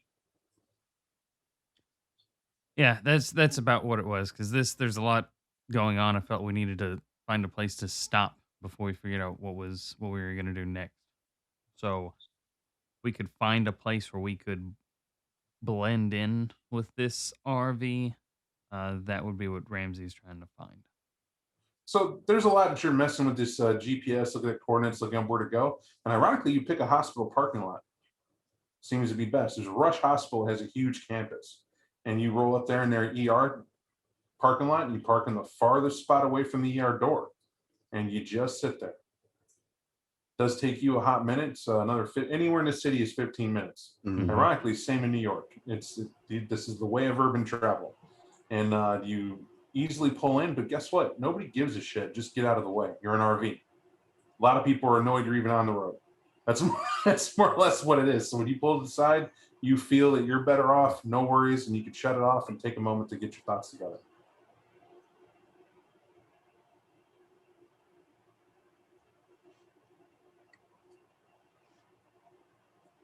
So, anyone have any comments regarding what we just got through?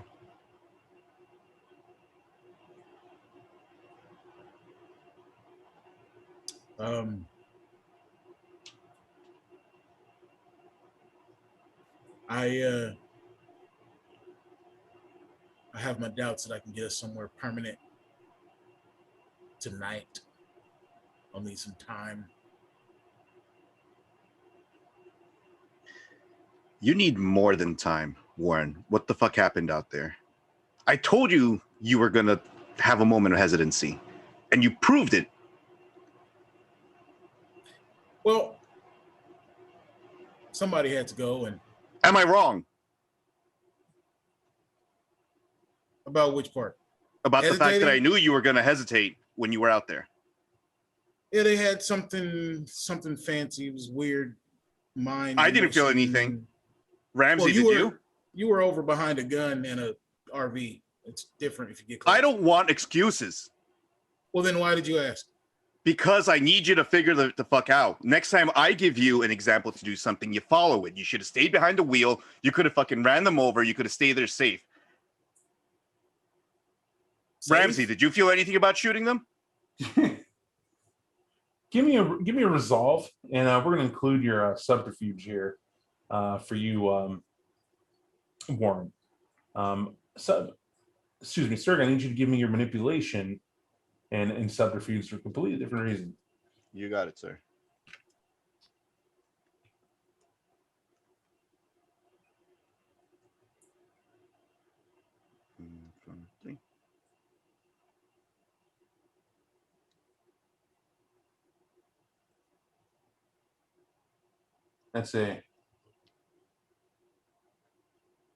That's frightening. What happens here is just how you're receiving it. To let you know, Warren, you don't even know why he's going off at you. Like, okay, yeah, that happened, whatever. But you can see right through your priest here, right? This isn't about whether or not what you felt, but he doesn't. More importantly, he doesn't care what you felt.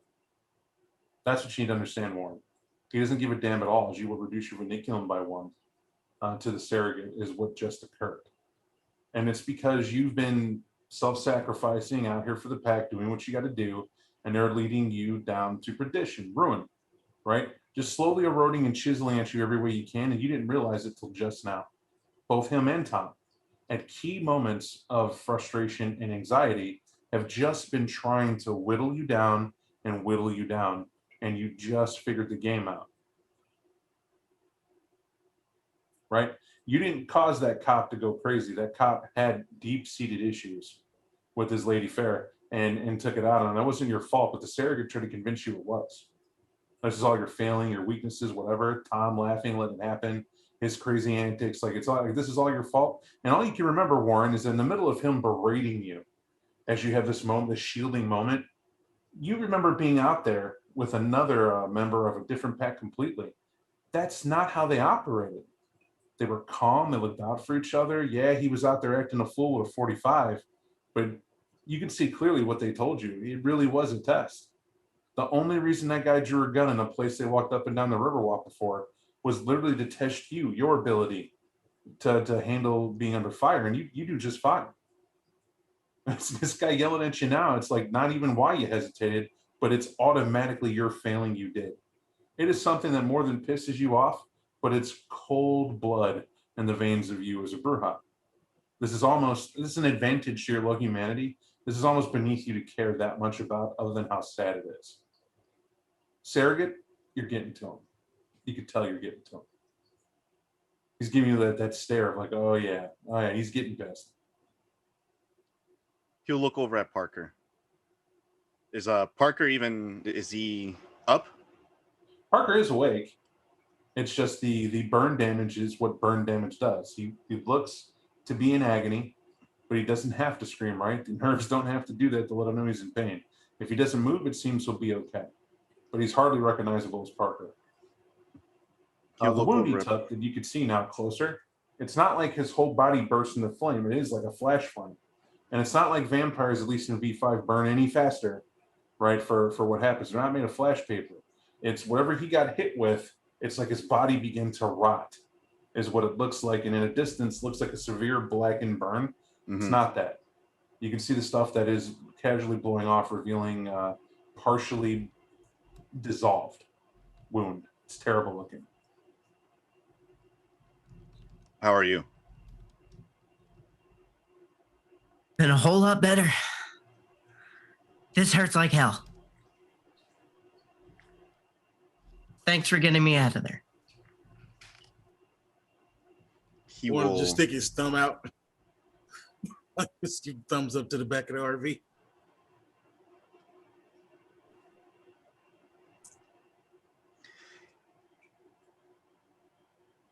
what you get hit by and why?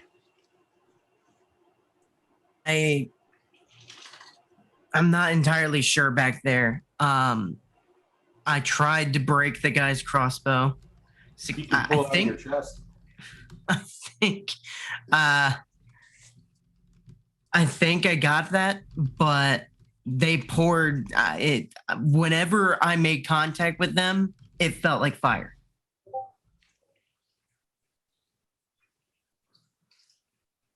Fortunately, we have something for this condition. Do you think you'll be able to heal up, Yeah, or do you need food? I'm gonna need food by the time to get all of this. Don't worry about it. Thank Warren. He provided some. She's out back. Okay, thank you He'll again. literally just point to the back of the bus. Back of the bus, Ramsey. You're there. It's what you just said you were doing. Is you're keeping an eye on her, and she's sitting on the edge of the bed, wondering what's going to happen, and looks up, and you see Parker get up to be shambling, heading back there.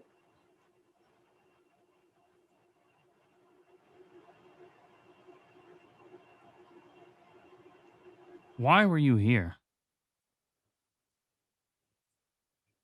You're asking that to Shannon? Yes. Well, let me help you direct that a little bit.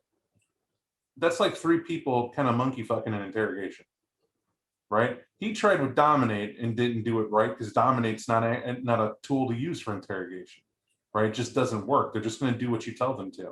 You saw Warren tried to get a handle going, but the surrogate's always in there, hand right up Warren's butt, he just derailed him twice. And now, as this woman can clearly see a zombie walking towards her, you're going to bother to ask her why you were here?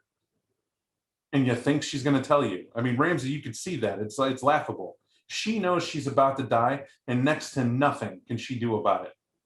And knows what you guys are. Like, she's terrified. If you think she's going to have thoughts that she wants to waste on helping you out at this moment, that's ridiculous, right? And Ramsey, you can tell that, right? So for Brennan, if your character can look at someone, and we're talking a scared rabbit, right? Scared rabbit ain't going to talk. Scared rabbit only knows how to run. And she definitely is looking for a way out of the situation, to take off, to leave, to run. This isn't a negotiation. This is all about instincts. He's going to feed, she's going to try to run to live, and she's going to fight him. You can see that clear as the nose in your face.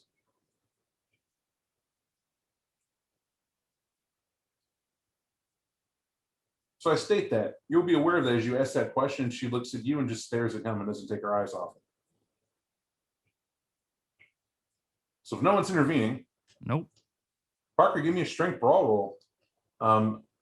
Gotta tell you though, for a guy in your situation, this is a rough gig at the moment. I can't remember. Am I still at 0 hunger? So no, obviously. Okay. Well, actually, yeah, you would be. Put that for us.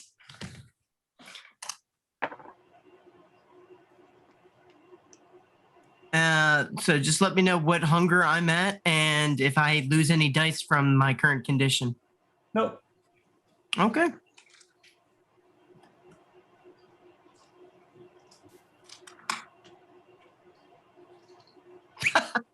One success. So you go to grab her, and it's because of the wounds you have. As you go to grab a hold of her, she slams her fingers on the parts that look exposed, and you'll be shocked as she grabs that bolt out of your chest and stabs it in your eye. As you'll take a level of whatchamacallit, superficial damage from that, ironically. You're a member of the undead faction, but it's still one that you could take at minimum. She couldn't do much more than that, but she's fighting. That's clear. Not restrained. She has it in her to live. However, Parker, are you resisting your frenzy at all? Yeah. Yeah, I'll resist it. Now you want to control it? Go ahead and roll your instincts. Sure.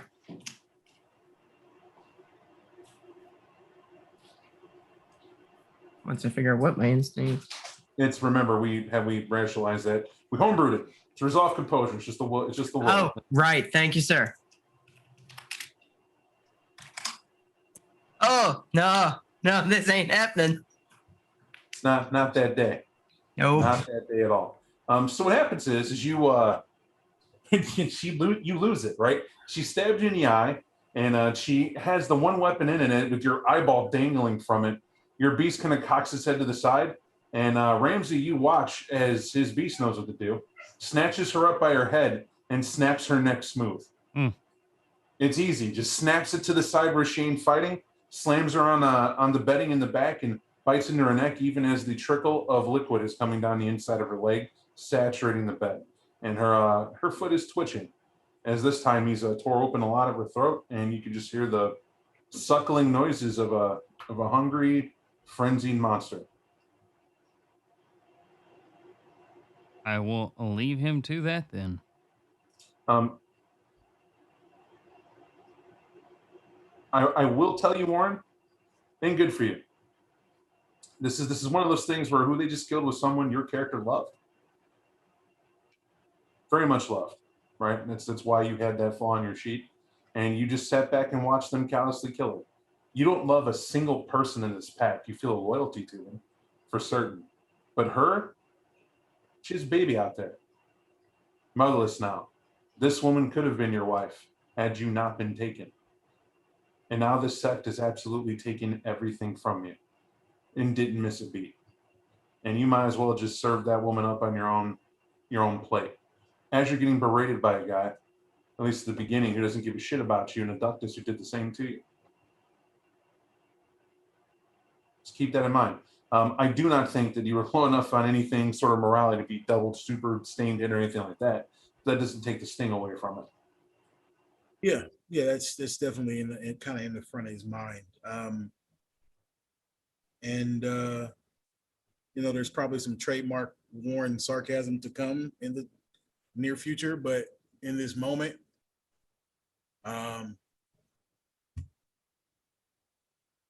he's probably just speechless in the driver's seat. All right.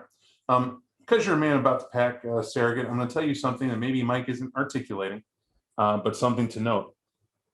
When you kill someone that somebody else loves, right? I'm going to put this in perspective, and it's not even to be personal, just to know the type of person I am, and I tend to be a decent guy, in my opinion. It doesn't matter if I was with someone for X amount of years, married to somebody else, whatever. If somebody fucking killed her in front of me, you all die. You all die. You die right in front of everyone, right there, or if I'm not strong enough, the very next moment I get a chance to play whack-a-mole, I don't care what fraternity we belong in. I don't care what occult power I got. I don't care what devil or god I sacrificed to be a part of. You're dead.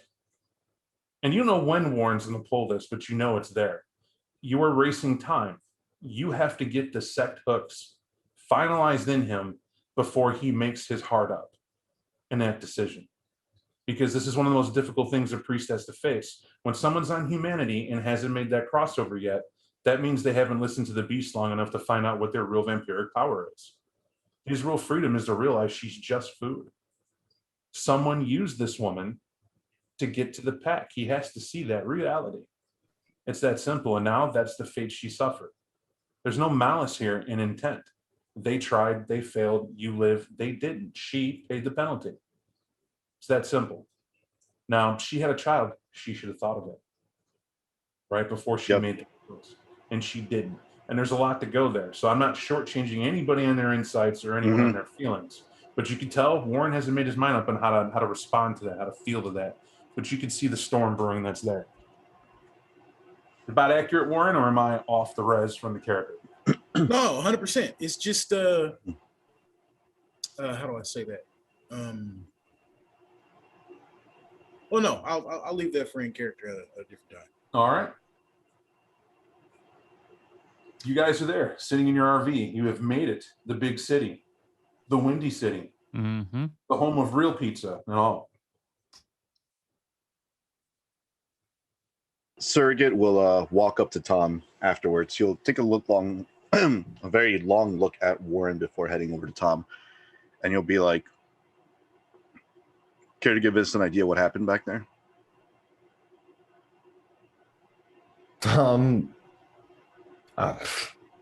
You were there, no? Witnessed the same shit I did.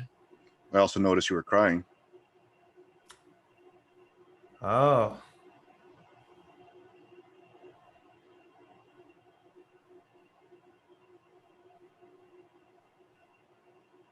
Just memories, I suppose, surrogate. You ever seen a Boy Scout so beautiful it just makes your heart weep? You don't know why. Raise an eyebrow. He's like, "I can't say I have." Not sexually, of course. Ain't nothing like that. I don't. I never know with you. Well, you're gonna learn. Long as I keep getting up, you're gonna keep learning. That's Well, I also fine. assume that you're going to keep leading us to either victory or death. Well, so far it's been victory. I'd say we're very successful on our Chicago crusade so far. Wouldn't you agree, surrogate? Made it out of that gas station. Woo! I'll concede Now to we're that. cooking. I'll concede to that. I say we could have done that a lot worse than what we currently did. I think at one point or another, you might need to speak to the crew and keep them level-headed about why we took the position we did. Usually we take no half measures, but your safety, Parker's safety, was more important than putting them in the ground, considering that the cops were coming. They may or may not be back. Is there anything I should know regarding these people? Anything you should know regarding those people? Well, I'll tell you what. They want you and me out of this world more than anything. They understand what twisted horrid darkness we hold within us. And they want to extinguish that. And by God, they have every opportunity to do so. They'll be back. When you have a call like that, oh boy, they'll be back. They've dedicated themselves to the Lord's work. And the Lord does work in mysterious ways, surrogate. Let me tell you. So are we... I just need to understand what I'm taking a look at here and understanding Tom's speech. You're saying we let them live?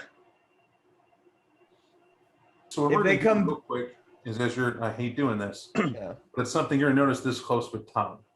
When I mentioned that Tom was crying, have you ever seen what happens to a person who has a chemical burn in a flash? What their eyes look like when they describe their tear ducts being burnt out? I can't say I have. It gives them a sort of blind perspective, right? Like that wide-eyed look briefly, or Yeah. like maybe the eye doesn't respond at all to movement. You'll realize that Tom's eyes aren't responding as to your movement whatsoever. It gives you a moment convinced that maybe Tom is just responding to sound. Like maybe on an ecstatic high of sorts. You're not real certain. And it takes you a minute of looking before you see him have to think about looking at you, and he can't. Right? It's weird that that occurred. More importantly, you're now realizing for the first time his body's just now healing wounds. Like what he had on him, you could see that his where he was grappled with and being grappled by, Around his neck, he actually has a burn mark that's in the shape of a cross that you can see slowly healing. It's on him now. And you're beginning to realize something that Tom is, I won't even give you the insight roll. He's quite religious. If there's a true believer, who more so than a nihilist? Right? He knows he's a demon here to test the faithful and to punish the sinner. He just ran into people who were the cleanup crew. You could see that you're not going to get anything but that realization of Tom and why he locked up and what happened. And somebody who was lost in the ecstasy of religious pursuit. It's as if he saw the face of God and the great works and the plan working the way it should. But I want to note this. He still threw himself to save one of you. Of course. He'll clench up his fist for a moment in annoyance/anger, and then he'll go, I get it. No problem. However, I am going to tell you, 1, thank you. But 2, next time shit like this happens, keep your Boy Scouts away, because I'm almost certain on my end, I could definitely let you know, I'll make sure our boys kill them. Tom will shake his head like, they ain't my Boy Scouts. I think you have a misunderstanding. They're on the other end of the same coin.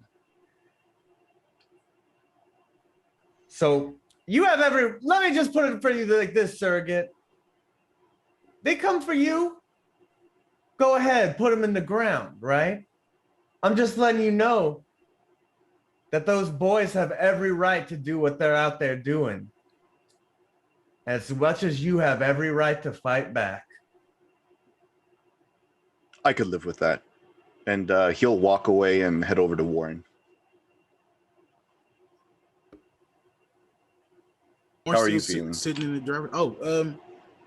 He'll look up at you, and he doesn't really respond. Like, you can see some definite fire in his expression, but he thinks better of it and just kind of bites his tongue. I'm going to tell you something, Warren, that most people probably don't get. Some of the things I've learned growing up, watching the differences between my wife, my kid, my mom, pops, and all the other families I've kind of taken up there. You might think I'm an asshole. You probably even think I'm worse off in a different way and I'm a monster. I'll definitely tell you I am a monster. I make no bones about that. You should be able to let out what it is that you think is right, because that is the exertion of your power. And you have to tell me and let me know that you're better for it than not. You probably feel some type of way regarding Shannon back there, but I also want you to take this into consideration. I told you earlier this evening when we were in that gas station, you're sitting with monsters and predators. Interesting tidbit I was reading to Tia long before we had to leave that family was, do you know what the purpose of a guinea pig was?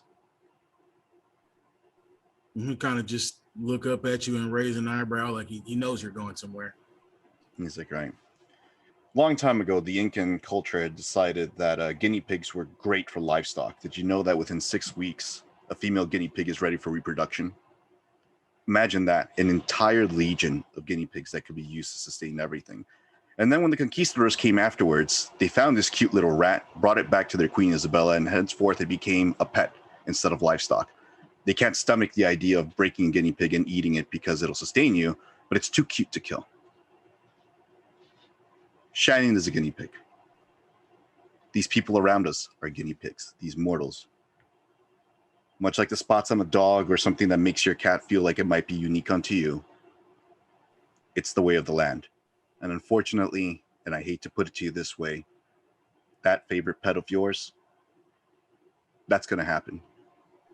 And you have to get used to the change. Because if you don't, you're going to lose yourself. And if you need to let it out, then let it out here in this vehicle while you're safe and sound and the car's not moving. But I need you to at least understand that portion.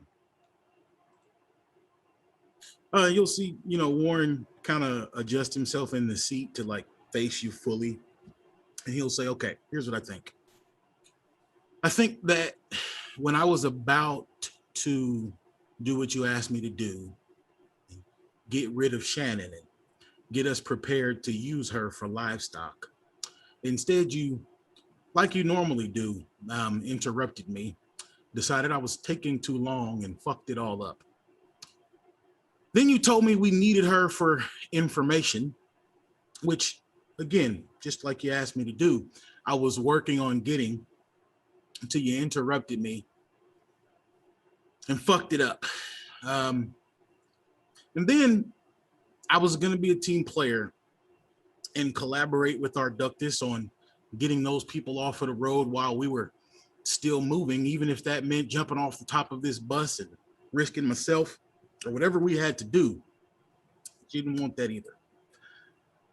And now, this person who I was about to use like you asked me to, and then manipulate for information like you asked me to, you fed to Parker, who I saved while you were hiding behind a gun and a vehicle, thinking me a coward for not mutilating those men who were just defending themselves from monsters like us. So what I think is that you're a coward and Tom's suicidal, and I trust you both with my life. And that is a fucked up way to be.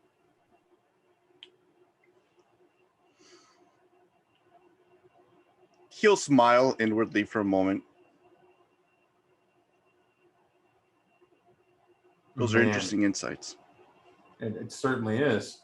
We're still in the RV, right? I didn't hear anybody walk Yep. out. No, we're still in the RV. For that purpose, Warren, throwing blows, my man, socially, are kind of been your real Bruja strength there. As I need you to roll your charisma, and this time it's going to be flat out your insight, which is what you've been using. And Surrogate, I need you to use your resolve composure, as I don't think you were prepared for that level of. Oops, wrong room.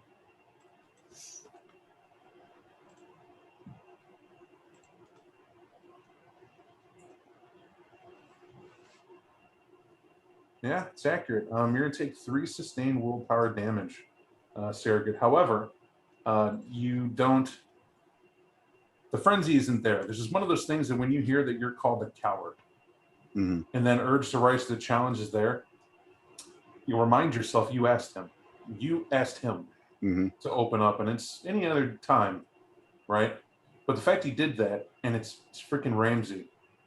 Ramsey's right there, and you kind of feel, right, these two were able, anytime those two have been left to go get something done, they get it done. And so you kind of feel that in this room, maybe there's a strength there, right? It was Ramsey who kind of bucked you a little bit earlier, and now here's Warren doing it. And to you, you kind of see it as it's the same beast you're rolling with in the room, right? It's an older brother, it's a younger brother. One's protecting the other, and they're there silently in support, blah, blah, blah. But you're the adult. That's the thing. That's what stays your hand. An adult doesn't react when a child says what they say. You told him the truth. He came back and said what he said. And all right. It sucks. You're a little embarrassed. You ran it in though.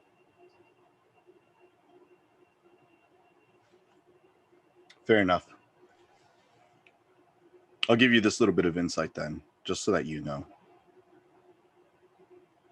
All those times were because they're tests. With Shannon the first time around, you could have said, get out of here within 3 minutes or less. I could have compelled her to just leave. But that just goes to show you I'm more in tune with my beast than you are with yours.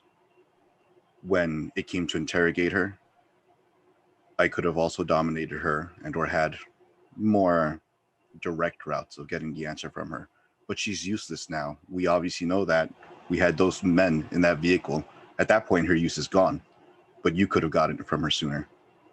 When it came to the fight, as we were preparing for it, I'll not take away your courage for doing so, but I will say you did hesitate, as I told you you would.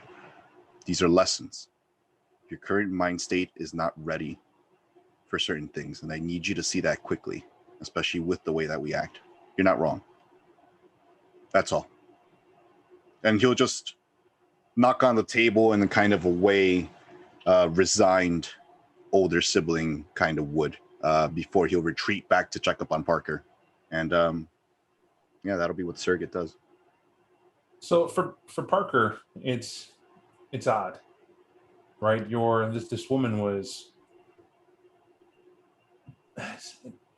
you're lost in thought, right? You feel yourself feeling very, very grounded here, very sober, scared even. You haven't felt that in some time. And that fear is just because staring death in the face like you did leaves you share it with her. From the moment the first drops of her life began following into your body, you could just feel it inside and out. And for her, it was fear for her child. That's all she could think of. That here she dies, even though she stabbed you in the eye and you gave in to the beast, your beast just fed because it's one of the only things it could do. That was the reprisal. That's what it chose. And despite the fact that there's a mechanic to it, I just want to help you out. Folks may think, oh man, you're already at 0 blood. Feeding does nothing. It's actually not true. It's placating the beast. It's not the amount, it's the act of, right? And feeding on her was a way to calm you down. It helped you think through the pain. It helped you deal with what she was. And it was a bit of revenge too, right? Because you can't help but feel that, Parker, you did nothing to deserve what happened to you tonight. And then that's exactly incorrect. You remember this all somehow came back to, why did you think about that employee of yours? He's a freaking ghoul. Who cares what happens to him? You gave him immortality for a couple months and he's unfathomably rich on top of it. Who cares? So he a body in a box, and who knows how that worked out. But you got lawyers, you got partners, and you're trying to shake this feeling off, but you can feel it, and worse, you could taste it on your lips, and worse than that, you kind of like it, right? It gives you that calm. Instead of that constant sabat bravado of adrenaline jack, toxic testosterone, we got to do fly by the seat of our pants, the crazy. This is like a shot of chill juice, as we'll call it.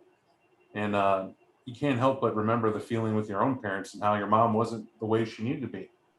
You wish your mom gave a tenth at all what this woman felt. But maybe it's because your mom wasn't tested, not like she was. And I'm not saying that you hate it, but to relate this back to your path, this is every bit of what failure tastes like. You can't help but resolve that. It's not your failure, though. She failed to protect her child, and you now know the flavor of it. And so, Parker, you kind of smile inwardly. You might store this one day. It's good to take this sort of inner perspective and a chance to think on anything for the moment. You found what anybody else would call their marijuana stash. It's too bad she died with it. But maybe you can create the same taste and flavor in people in the future. I don't know. But Sarah, you come back here and it literally like you interrupted his thoughts. He's laying on top of a dead body, kind of lost to himself. And when you walk over to him, he just rolls over. She's dead. Blood's just now drying on his face, and he's just staring at you. How are you feeling? Better. This is gonna take a little bit more time, more to feed from. But I needed this.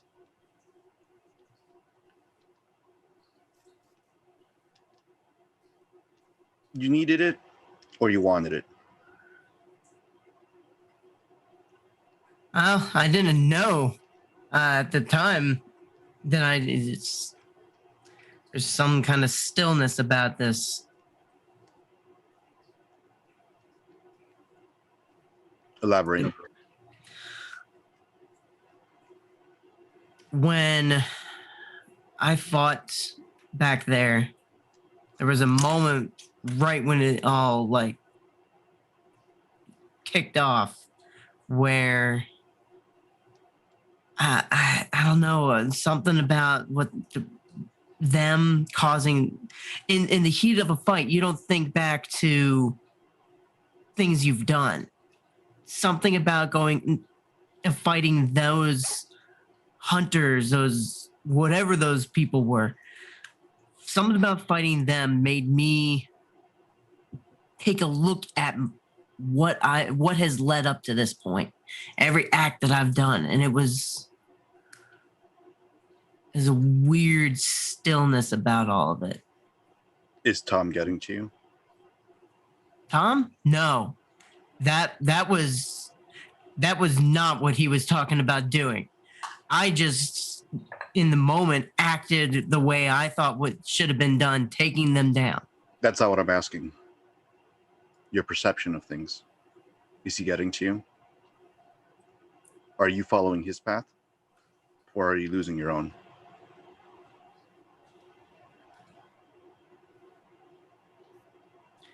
I still don't understand his path entirely, so I'd say I don't think I'm it's influencing me.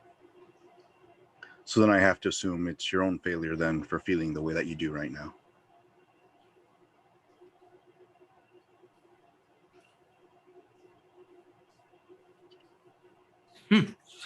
Maybe. I don't know. We're gonna take that shot on the chin, and I'm just gonna take 2 willpower there, Tom. Okay. Not Tom. I'm sorry, I'm used to saying that. Parker. Fine. And here's why, Mr. Michelli. I know you're new. B5 and all. On Power Inner Voice, this guy is on the same path too, and you know that. And you know what? You know you don't remember what I said. You don't feel like you failed. Yeah. Right? That's not what you're thinking. But he just put in a way. How is this guy questioning you about what you did when he didn't get in the mix? Right. He sat back and shot. And then he's trying to say you didn't accomplish what you meant to do when you were the one who was with the Ductus in the first place. Right. So that's the type of things that you could come back with, Michele, or you could say you're going with the flow because you're in the same pack and this guy's talking and he's a stronger leader. So you're letting him kind of lay it down. But at the same time, he's making a classic mistake. This is where we fall back in your background. Your character is a consummate leader. You know, .com genius he is, still has to run a company, still has to deal with folks. And the simple fact, you learned this in the servant leadership course that you paid $50,000 to put your company through. And what doesn't work is to walk around and yell at people that they suck all the time when they don't accomplish a goal. In fact, you'll never hit a goal if you do it that way. Mm-hmm. People grow resentment to you. And this cat, this so-called priest that just walked up to you to tell you just that, negative reinforcement, and it doesn't work. He could have said anything when he walked up there, like, you know, you're burnt, that sucks, take it easy, we'll talk about it when you're better. Hey, you know, good hustle out there. He could have said anything to support you in this situation to help you kind of get back on your feet. He chose to attack you while you're down like some sort of a parasite. Clearly, this guy never hit a goal. Right. He doesn't hit numbers. It's rookie numbers is what he knows. And that's all he's ever going to put up on the board. And so in the end, though, he did embarrass you, but this wouldn't be the first time. You've taken it from both him and Tom, and you kind of have to, being a low man on the totem pole. Or do you? Right now, you bared throat to learn insight into him. The insight you get as a surrogate is unforgiving. If it wasn't a win, then everybody's unhappy as he's making the rounds in this RV. Because, Michele, I want you to pay attention to the fact that you heard him talk to everybody. Yeah.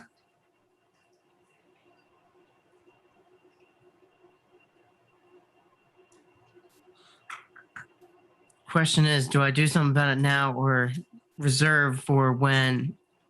No, Parker's going to hold on to this information. He's going to wait for when he's in a more of a position of power where he can put the screws to the priest. Apropos, as silence is the response, surrogate, as Parker just nods his head.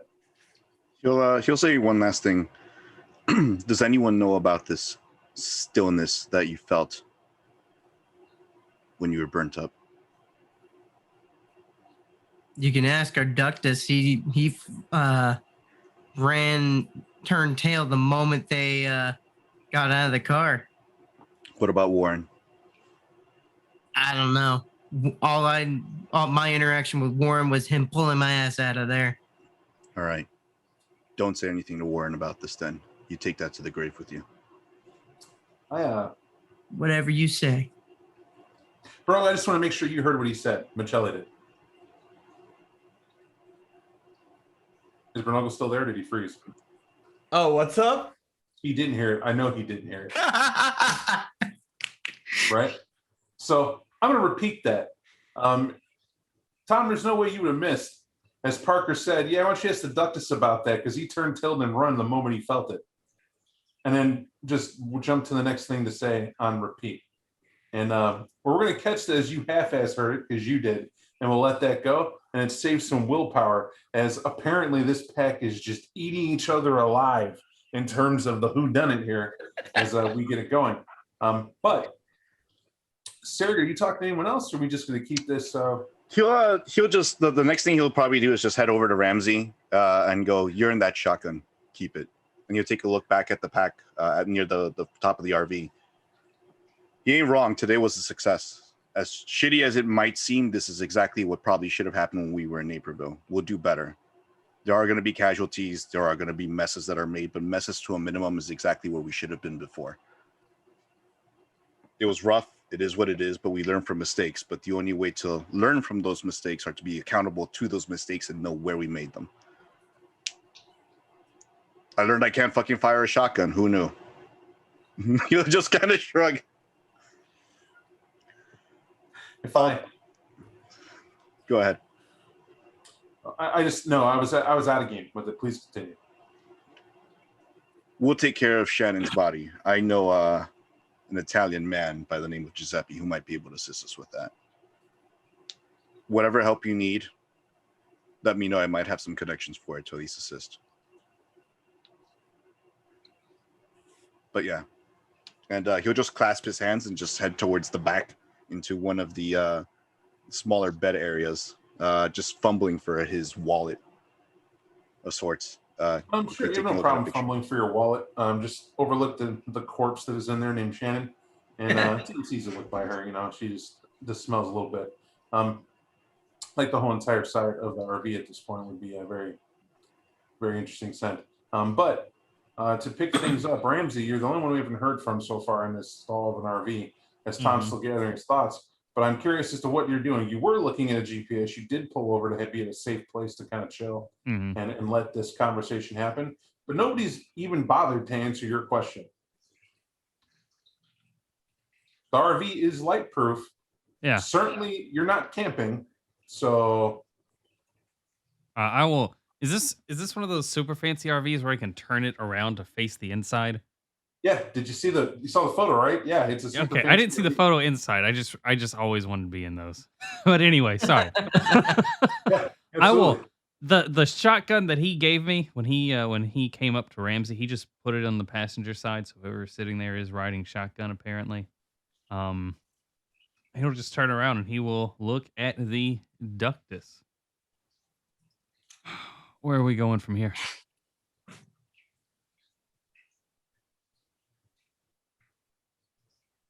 Tom will just sit there thinking for a moment.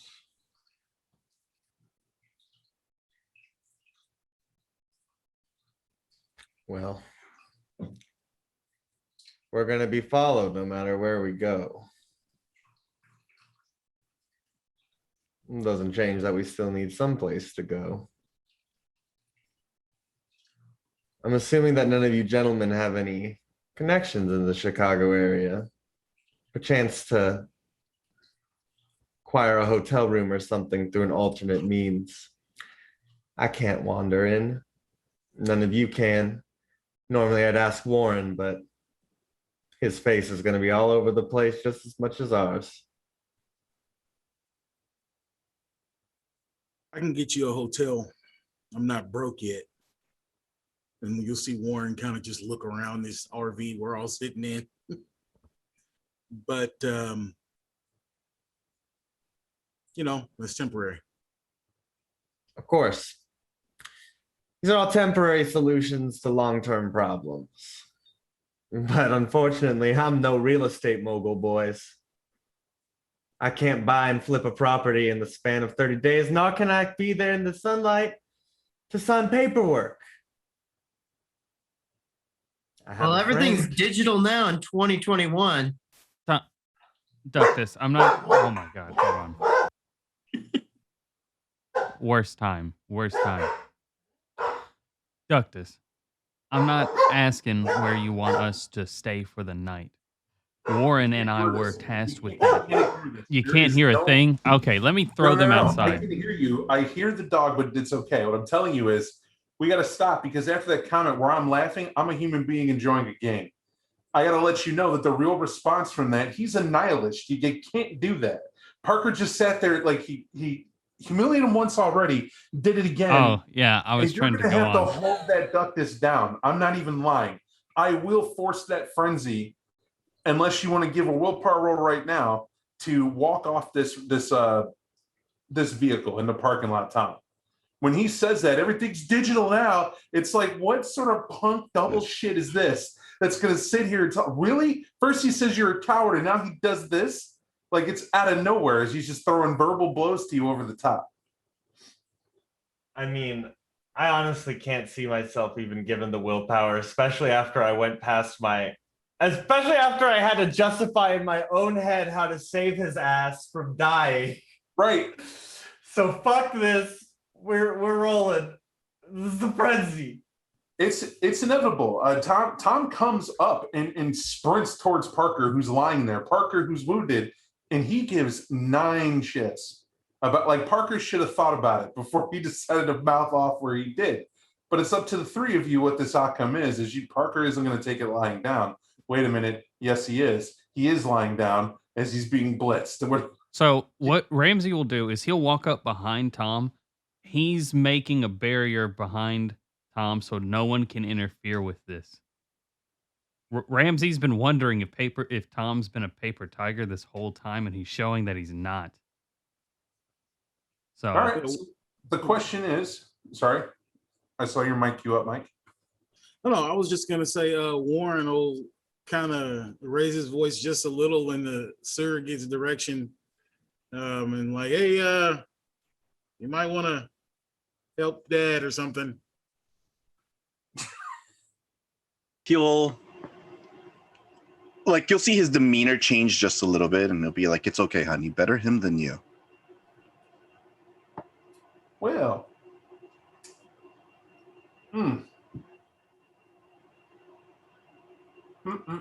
give me resolve composure, Mike. It's I'm only putting it at 2. You give me 2 successes, you're a Bruja. He ordered the death of your lover. I'm not giving you a roll, Mike. You can give me a willpower damage to walk off this bus, or you're walking through the surrogate. Choice is yours. Why would I walk off the bus? We're a family. We're succeeding together, right? This was just announced as a success. It is. I can't believe what I'm hearing. Well, this is going to happen. We're going to do this for everybody. What I'm going to do is just give me a strength brawl for the fighters involved, which is 4 of you, as Ramsey, as the harmonist is going, yes, this is balanced. Right? This is as needed. If you're trying to have what I would like to call a match where only a professional martial artist, master of the 52 blocks, could possibly be good. If you're wondering what the 52 blocks is, it's a prison martial art designed for people to fight in close quarters just like this, to see what they can do. And the Beast apparently is an apt student, as Ramsey's taking a backseat to it. So in this case, we have Mr. Michelli. Go ahead and do a rouse. I will absolutely use your prowess. Thank your you. Potence. I'm going to use your potence as well. Warren and Tom as well. Then okay, so I need to. Are you saying I need to rouse? Got it. Hold on. Yeah. You guys are giving me a rouse, and then that's it. But regardless, you're then going to roll accordingly for the outcome here, which is your strength brawl includes your potence if you rouse successfully. Surrogate, you have a means to go with it, as Warren's clearly going to test you, and either you're going to let him, or you're going to shoot him, or you're going to do something. He'll attempt to subdue him, or rather, he'll defend himself, I should say. Now, there's many ways to defend oneself. Where they have given to frenzy, you have not yet. Warren is charging it. There are some staples you could do, but that is as much help as I can give you at this point. I can't blow a willpower to give me extra. No, wait, no, that's no. Is what you get to do when you're not in the moment, sir. Okay. If I have enough space, I'm just gonna jump right next to Shannon, and then I'm gonna unseen presence. Well, no, you don't have vanish, right? Nothing like that. Well, I'm saying if I don't have any way of getting out of sight from him, so I could attempt unseen presence, then I'm going to simply look at it as you're in a room. That's a hallway. He's at one, and you're it. at the other, and you have maybe 15 feet as he blitzes towards you. And then I will attempt to dominate him. Keyword attempt to. I don't know how it's worked against frenzied vampires before, but we'll find out today. And I'm going to what tell I'm doing him. is roll your dominate, Yes, sir. and he's going to roll his strength, brawl, all that stuff. But your dominate's It's- going to depend on a lot. What's that, Mike? That was the last roll. I rolled it already. No, yeah, absolutely. I'm looking a second. But when you're rolling there, I need you to take two dice away. It's going to represent the frenzied state of I don't give a damn Bruja as he's blitzing you. As you're quickly trying to stammer out, go away, leave me alone. Yeah. I don't know what you're trying to do. What are you trying to do? I'm attempting to compel him to take a walk. All right. Well, GG's -2. And yep.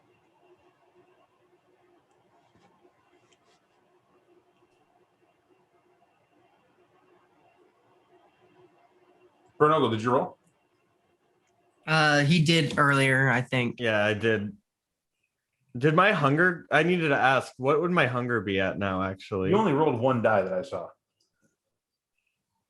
Oh. But no, you need to roll your strength brawl. Well, if you and Michelli did already, but you need to as well.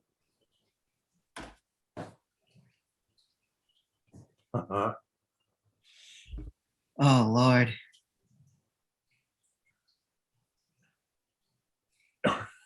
I live for games like this. We pretty much have a tale of the tape here. What you're watching is that a wounded but frenzied Parker is underway as you see that the ductus that comes over the top to get to him, Parker leaps up from his wounded space to meet him in this mid jump, and as they collide together, they lock hands for a moment in a test of strength as they're bucking back and forth to see who's stronger, only to have Tom lift him up in a bear hug and wrap his arms around him to begin crushing his spine. However, you see Parker grab the side of his head with his hands and begin crushing inward as his skull's popping, and you see the blood fractures begin to occur. As I'll give you a chance to do something in a second, if you choose to, Ramsey. However, smooth as the surrogate is, you'll watch him as he tells him to go for a walk, right? And he go for a walk, and he points and says it. And the surrogate didn't calculate the fact that to get out, he has to go past the surrogate, which doesn't stop the thunderous blows that Warren gives the standing surrogate. It is a combo so fast as to best be described from the King Mike Tyson himself. You caught the first punch, but not the elbow, right? So it looks like he got jabbed, and then it looks like his fist went farther, but he's still walking. And the surrogate jacked 3 times as he falls to a knee on the ground. And the surrogate, it's up to you. You see him vacate the RV to walk outside. I'm going to say one doesn't have to pursue this for the purpose of frenzy. Yeah, you're pissed, but him leaving, it's up to you if you choose to pursue him to answer that call, or you let him go for his walk. I'm letting him go for his walk. All right. To this end, Ramsey, what are we doing about the 2 Lasombra who apparently we're fond of saying try Jesus, but let's just say Jesus ain't home right now, as these snarling beasts are figuring out who is stronger in an ultimate contest of power at this point. Yeah, I don't think I should stop them. I don't feel either of them are going to kill each other. Just knock them into torpor. We've already brought them out. I feel like this is a very cathartic moment for everyone in this van, that there's been a lot of pressure building, and that when one of them falls, that pressure will be released. I will accept that. Final strength brawl roll, gentlemen. You got it, boss. And Surrogate, if you're doing any further antics, let me know. By the way, you did create these, so I just want to point that out. Yeah, no, definitely not. He'll just watch. He'll stand up and he'll be like, that fucking kid could hit. There's a For what it's worth, Ramsey is watching these 2 Lasombra. He'll reach a hand back and just like pat you on the back. As if even in instinct, Tom's beast he's from Vietnam. I can't say that best enough. You'll watch him as he has him in a bear hug and he's crushing his head. He lets go, forcing Parker to kind of have a grip around his neck to grab the side of his head, and he slams his head in the glass. As the glass breaks, you watch Tom smoothly catch a fallen piece and cuts open Parker's throat as he just shoves him back like, bitch, like it's nothing. Like, I want you to note that. He had him in a chokehold, gripped in the side. The moment it's dropped and his head goes in the mirror and it breaks, before it can fully fall, he catches it and slits his throat with the broken piece, as if his wits are so good that he knows everything in this environment, even in a frenzy, that could be a weapon. As Tom, you're going to come to with Parker's throat bisected and torpid, right? He just falls back and you nearly decapitated him. And you can tell you did as you're standing over him and just staring. However, it's an odd feeling that your skull has to slowly piece itself back together and form outward as you can hear them removing, and it's severe strength that I gotta tell you, there's a mark of pride you have as a Lasombra. That's when you fight one, you're gonna feel it. That's the important point. And it's like, that a boy, at least he doesn't suck. It's kind of that feeling, but he did test you. Now the question is, does he get to live? Up to you. I just like throwing those devilish thoughts in because ultimately that is a thought you have. To that end, I gotta tell you, Parker, it kind of feels good. You don't feel anything right now. After a guy who's half melted, this might be a win right here for the moment. Wake me when the healing's done, boys. If I do wake. But Ramsey, Tom proves why he is what he is. Mm-hmm. Standing right there above him. And Surrogate, you see it too. And for Warren, you're walking angrily, and this is not an unknown feeling to you. There's many times in Warren's life, bad grade on a test, drink too much at a party, so your partner said something off to you and you're just walking it off. Going home, words happen, you're not looking to do violence. And so it shocks you that even your beast felt like it should go for a walk. And that's what kind of brings it out of you. But it also helps hammer home a theory you've had for a long time. They think the beast is an unthinking thing, but clearly it's not. Right here you are, no one around you. It's safe, the cool air on your back, and you had a chance to calm down. And no one's dead around you, and there's no field of destruction. Yeah, I'm gonna go get a hotel room like we talked about.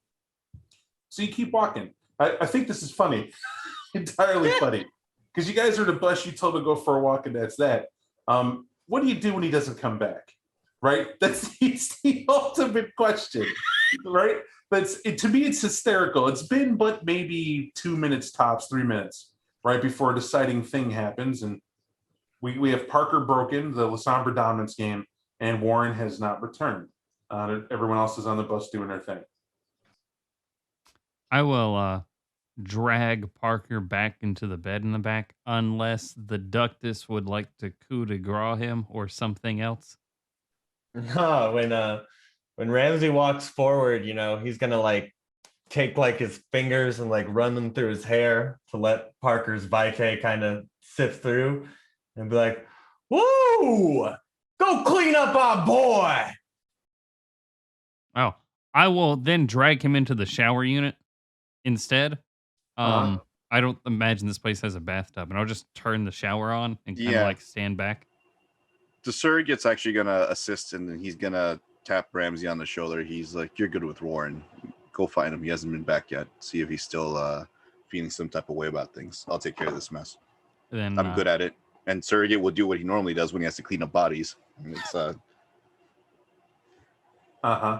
yeah, I really don't want to be here for that. I'm gonna go find Warren. I don't want my buddy to be alone. So you're going to find Warren. Tom, you didn't know this about the surrogate, but you'll see him begin to undress Parker as he's in the shower. And there's an odd conversation that starts, something mumbling about the fact that you got to scrub behind the ears. Woofy, woofy.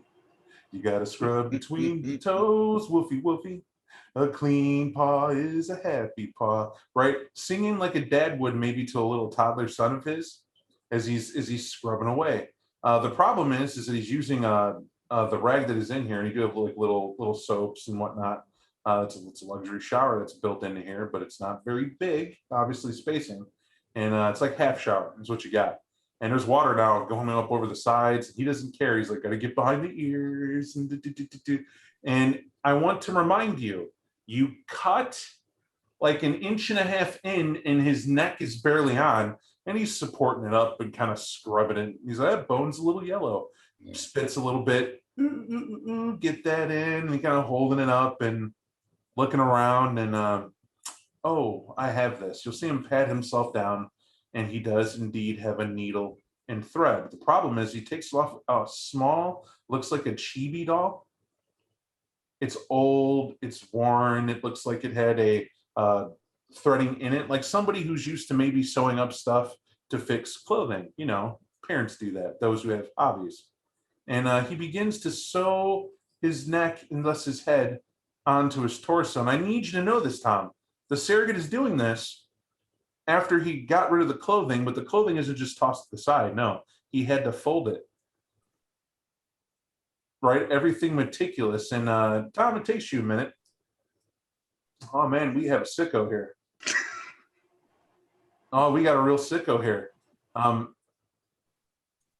It's an observance. It's theater for a nihilist to realize that you have this guy's a right proper demon. He's in his own hell right now. You don't even think he's aware you're there at this moment, as he's happy to help the packmate, it seems. But if you're not stopping him, Tom, and you're going to bust out the proverbial moral popcorn as you watch him help Parker, you don't even know what he's going to do when he gets to Shannon, and that's probably part 2 of this. That makes that interesting. We'll transition Honestly, guys outside. yeah, Tom's just watching this. He's more excited to see what happens next. Like he keeps like once he starts sewing the head on, he's like, okay, how's he gonna keep caring for him? This is getting interesting. Is there a limit to his kindness? Yeah. All right. So outside, Warren's doing the power walk, as only angry people can do. And Ramsey, you can track him pretty easily. It's on account of you saw how fast he hit the surrogate. He's probably not thinking about the blood dripping off of his fist as he's walking. So there's a couple there. You know, you're vampires. Surrogate heals quick, but still torn fist he has, and it's getting less and less. And you can see him in the distance. You parked. It's like a Hard Rock Cafe. It's not 24-hour in the slightest. They sell coffee there apparently for the employees that get to come out. And they're closing it around 2, 3 in the morning, you imagine, as they start pushing out the people who got last minute food from probably a concert. You don't even really know what's what here. But traffic, it's a city. There is traffic. Is there a lot? Not congested, definitely flowing through, but there is by no means ghost streets that you have going on. It's not there yet. It's just that's major cities don't have that luxury. But you're able to hurry, jog up, and catch up to them nonetheless. And no, you don't turn around and kill him with the blur of a savage Spartan, Warren. You're aware that somebody's jogging up to you, and when you look, you do see it's your buddy Ramsey. And he's distinctive. Not a whole lot of old school 90s rock wearing crazy vampire guys these days running around. But it's sort of the look. Wild man out Borneo is distinctive. I'll just look back, and when I recognize for sure that it's what I suspect, you're right, it's Ramsey, I'll just look down at my fist and kind of try to blood the inside of my pocket as opposed to my regularly decent clothing, and keep walking where I'm walking. Like,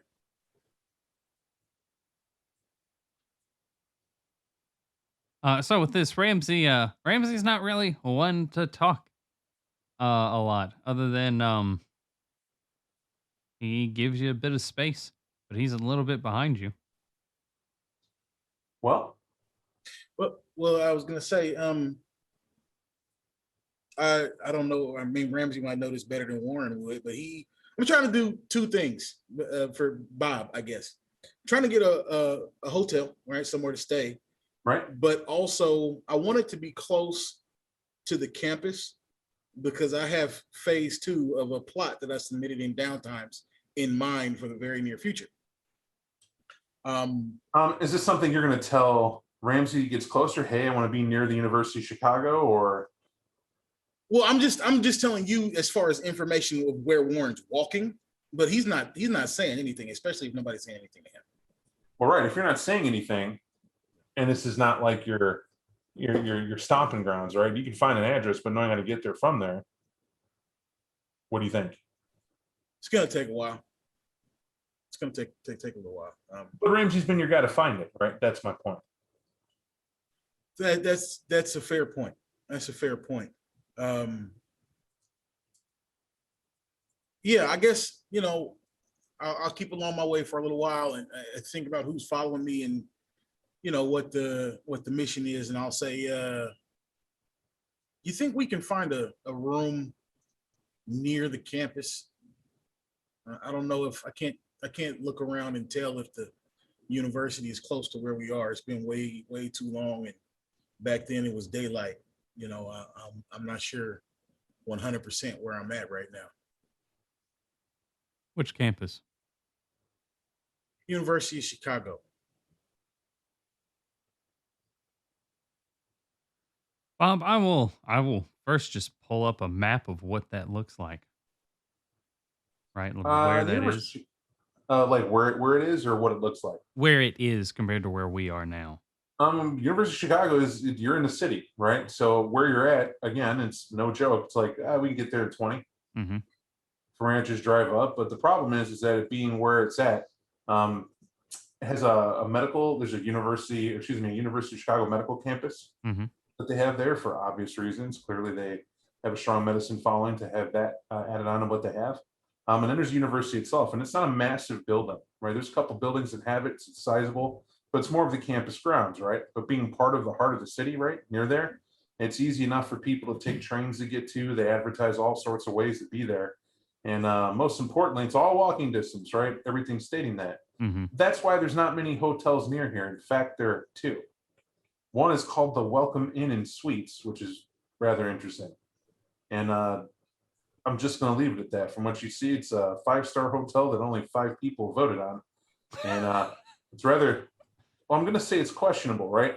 Even their website makes it a little dodgy. We're going to add there. And in the World of Darkness is I picked. There's another one that's here as well. This one is the Radisson Hotel and Suites. However, the Radisson apparently had to follow some strictures. It looks like they took over. Maybe both places did this. They took over what would have been housing for students proper and gave them a place. Now, there is campus for students to be on, right? Lodging that they're supposed to have, room and board. They do provide that, but those are clearly watched, monitored, and whatever, but they are nearby. It's weird that the Radisson Hotel was permitted here, and there's this Welcome Inn and Suites. It just seems odd, right? Because it's like you'll have the campus, and this is off the grounds, but you can see where this might have been once where they had extended grounds. And if for whatever reason lost it, and then someone swooped in and got the turf, and now it's 2 businesses are allowed to be out here on the same campus lot. Is all this dodging whatever? No, it's city life. Mm-hmm. This is what happens to businesses, especially in the city. You could pretty much own anything, and if it's in the city, enough is going to pass by to come and test over a given week period to give you the profit you need to stay open. You just got to have something that doesn't suck, Mm-hmm. right? That people want, and that's the thing. And guess what? Hotels, they're always going to be in demand, and that's it. So long way to say, can you get a place? Sure. Okay. But that where it is. One, there's 2 hotels that I can see us staying at. It's either going to be the Welcome Inn and Suites or the Radisson. Both are going to be near enough to the campus, as long as you don't mind a 15, 20-minute walk, subway ride, or whatever. Those are going to be it's going to be about what'll suit. Yeah, walk's fine. I'm walking right now. We're in the city. They got Uber. I just didn't want it on the other side of town. I got something in mind. I got a move to make.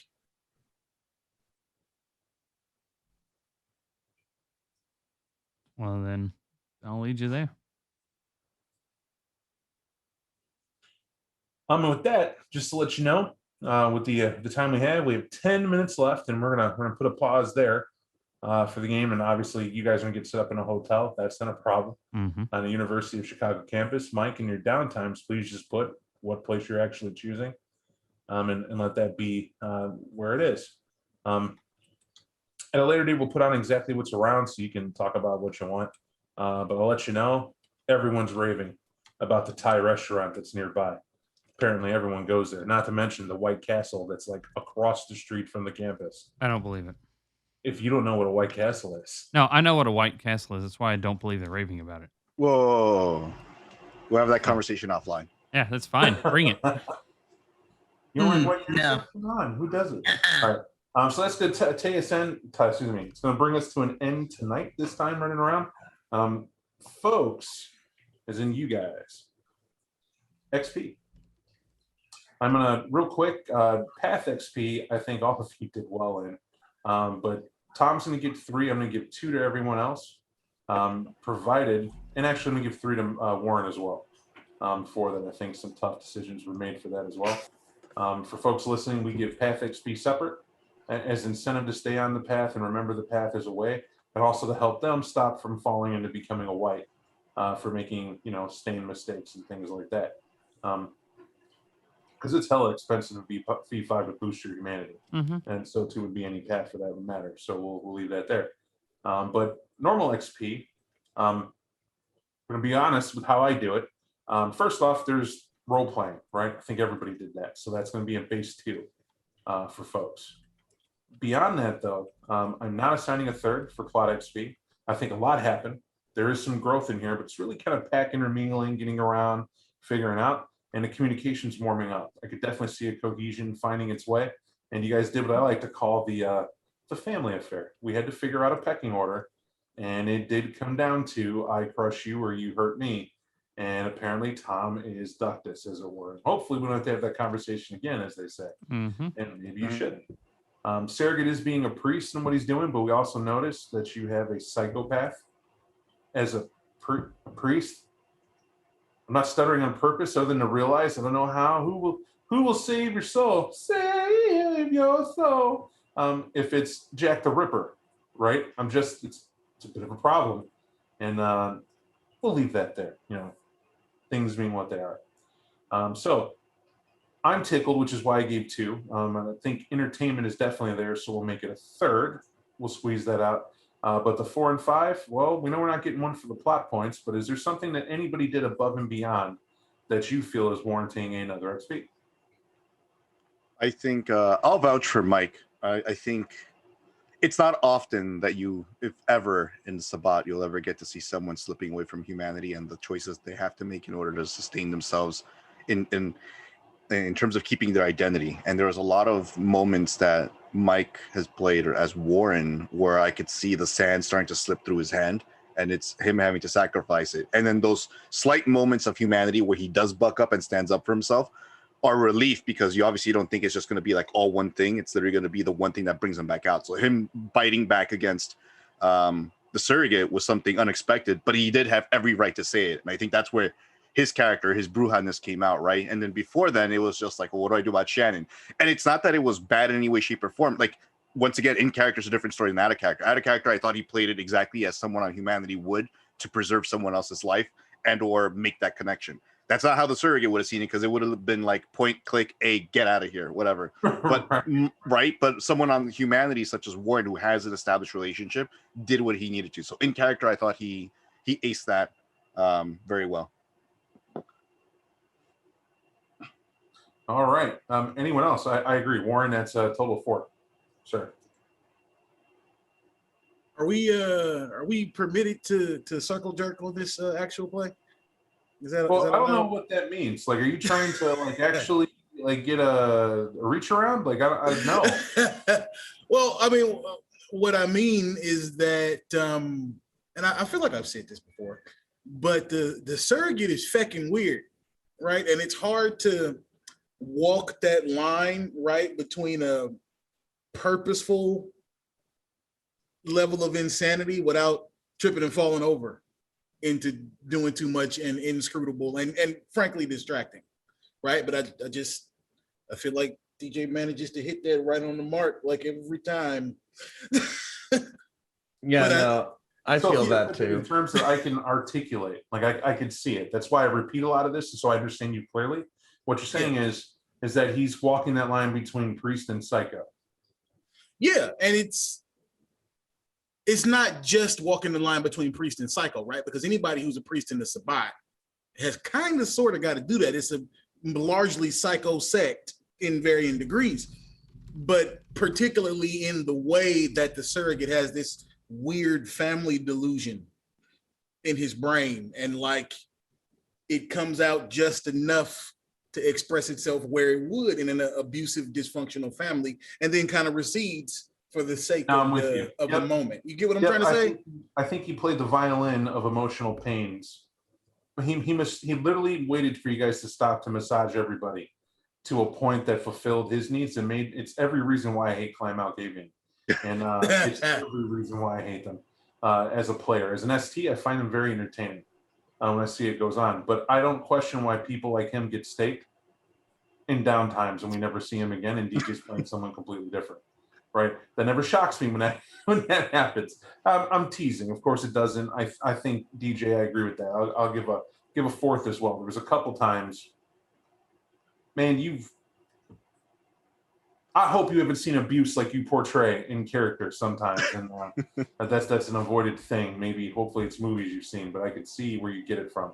It's very, it's scary to see, but it's done, and I like how it's done. I'm going to say this. I'm giving Tom a fourth. I wasn't going to, but I'm selfish in this. It's very rare I see somebody play something that I think, man, I wish that was me. I've not done that. I've not done that in a long time. And in fact, I've never done that. Now that I could say that. I've never felt that somebody played a character that I feel invested in emotionally, that I feel is a Lasombra of my caliber that I enjoy to see and tell a story about. I've always hated the fact that I've only seen the Lasombra I enjoy playing, that I enjoy playing. To see somebody play a Lasombra to that caliber, to that effect, like I know Tom's history like the back of my hand, and I keep at it to see what it is. From when he was listening into the car to when he decided to dive in despite how he felt and was accepting of his fate, that somebody is, man, it's a nihilist, it's a Lasombra, that's everything I enjoy about that pack on that clan on multiple levels and take it to the hilt. And he did it in Brenogle's style.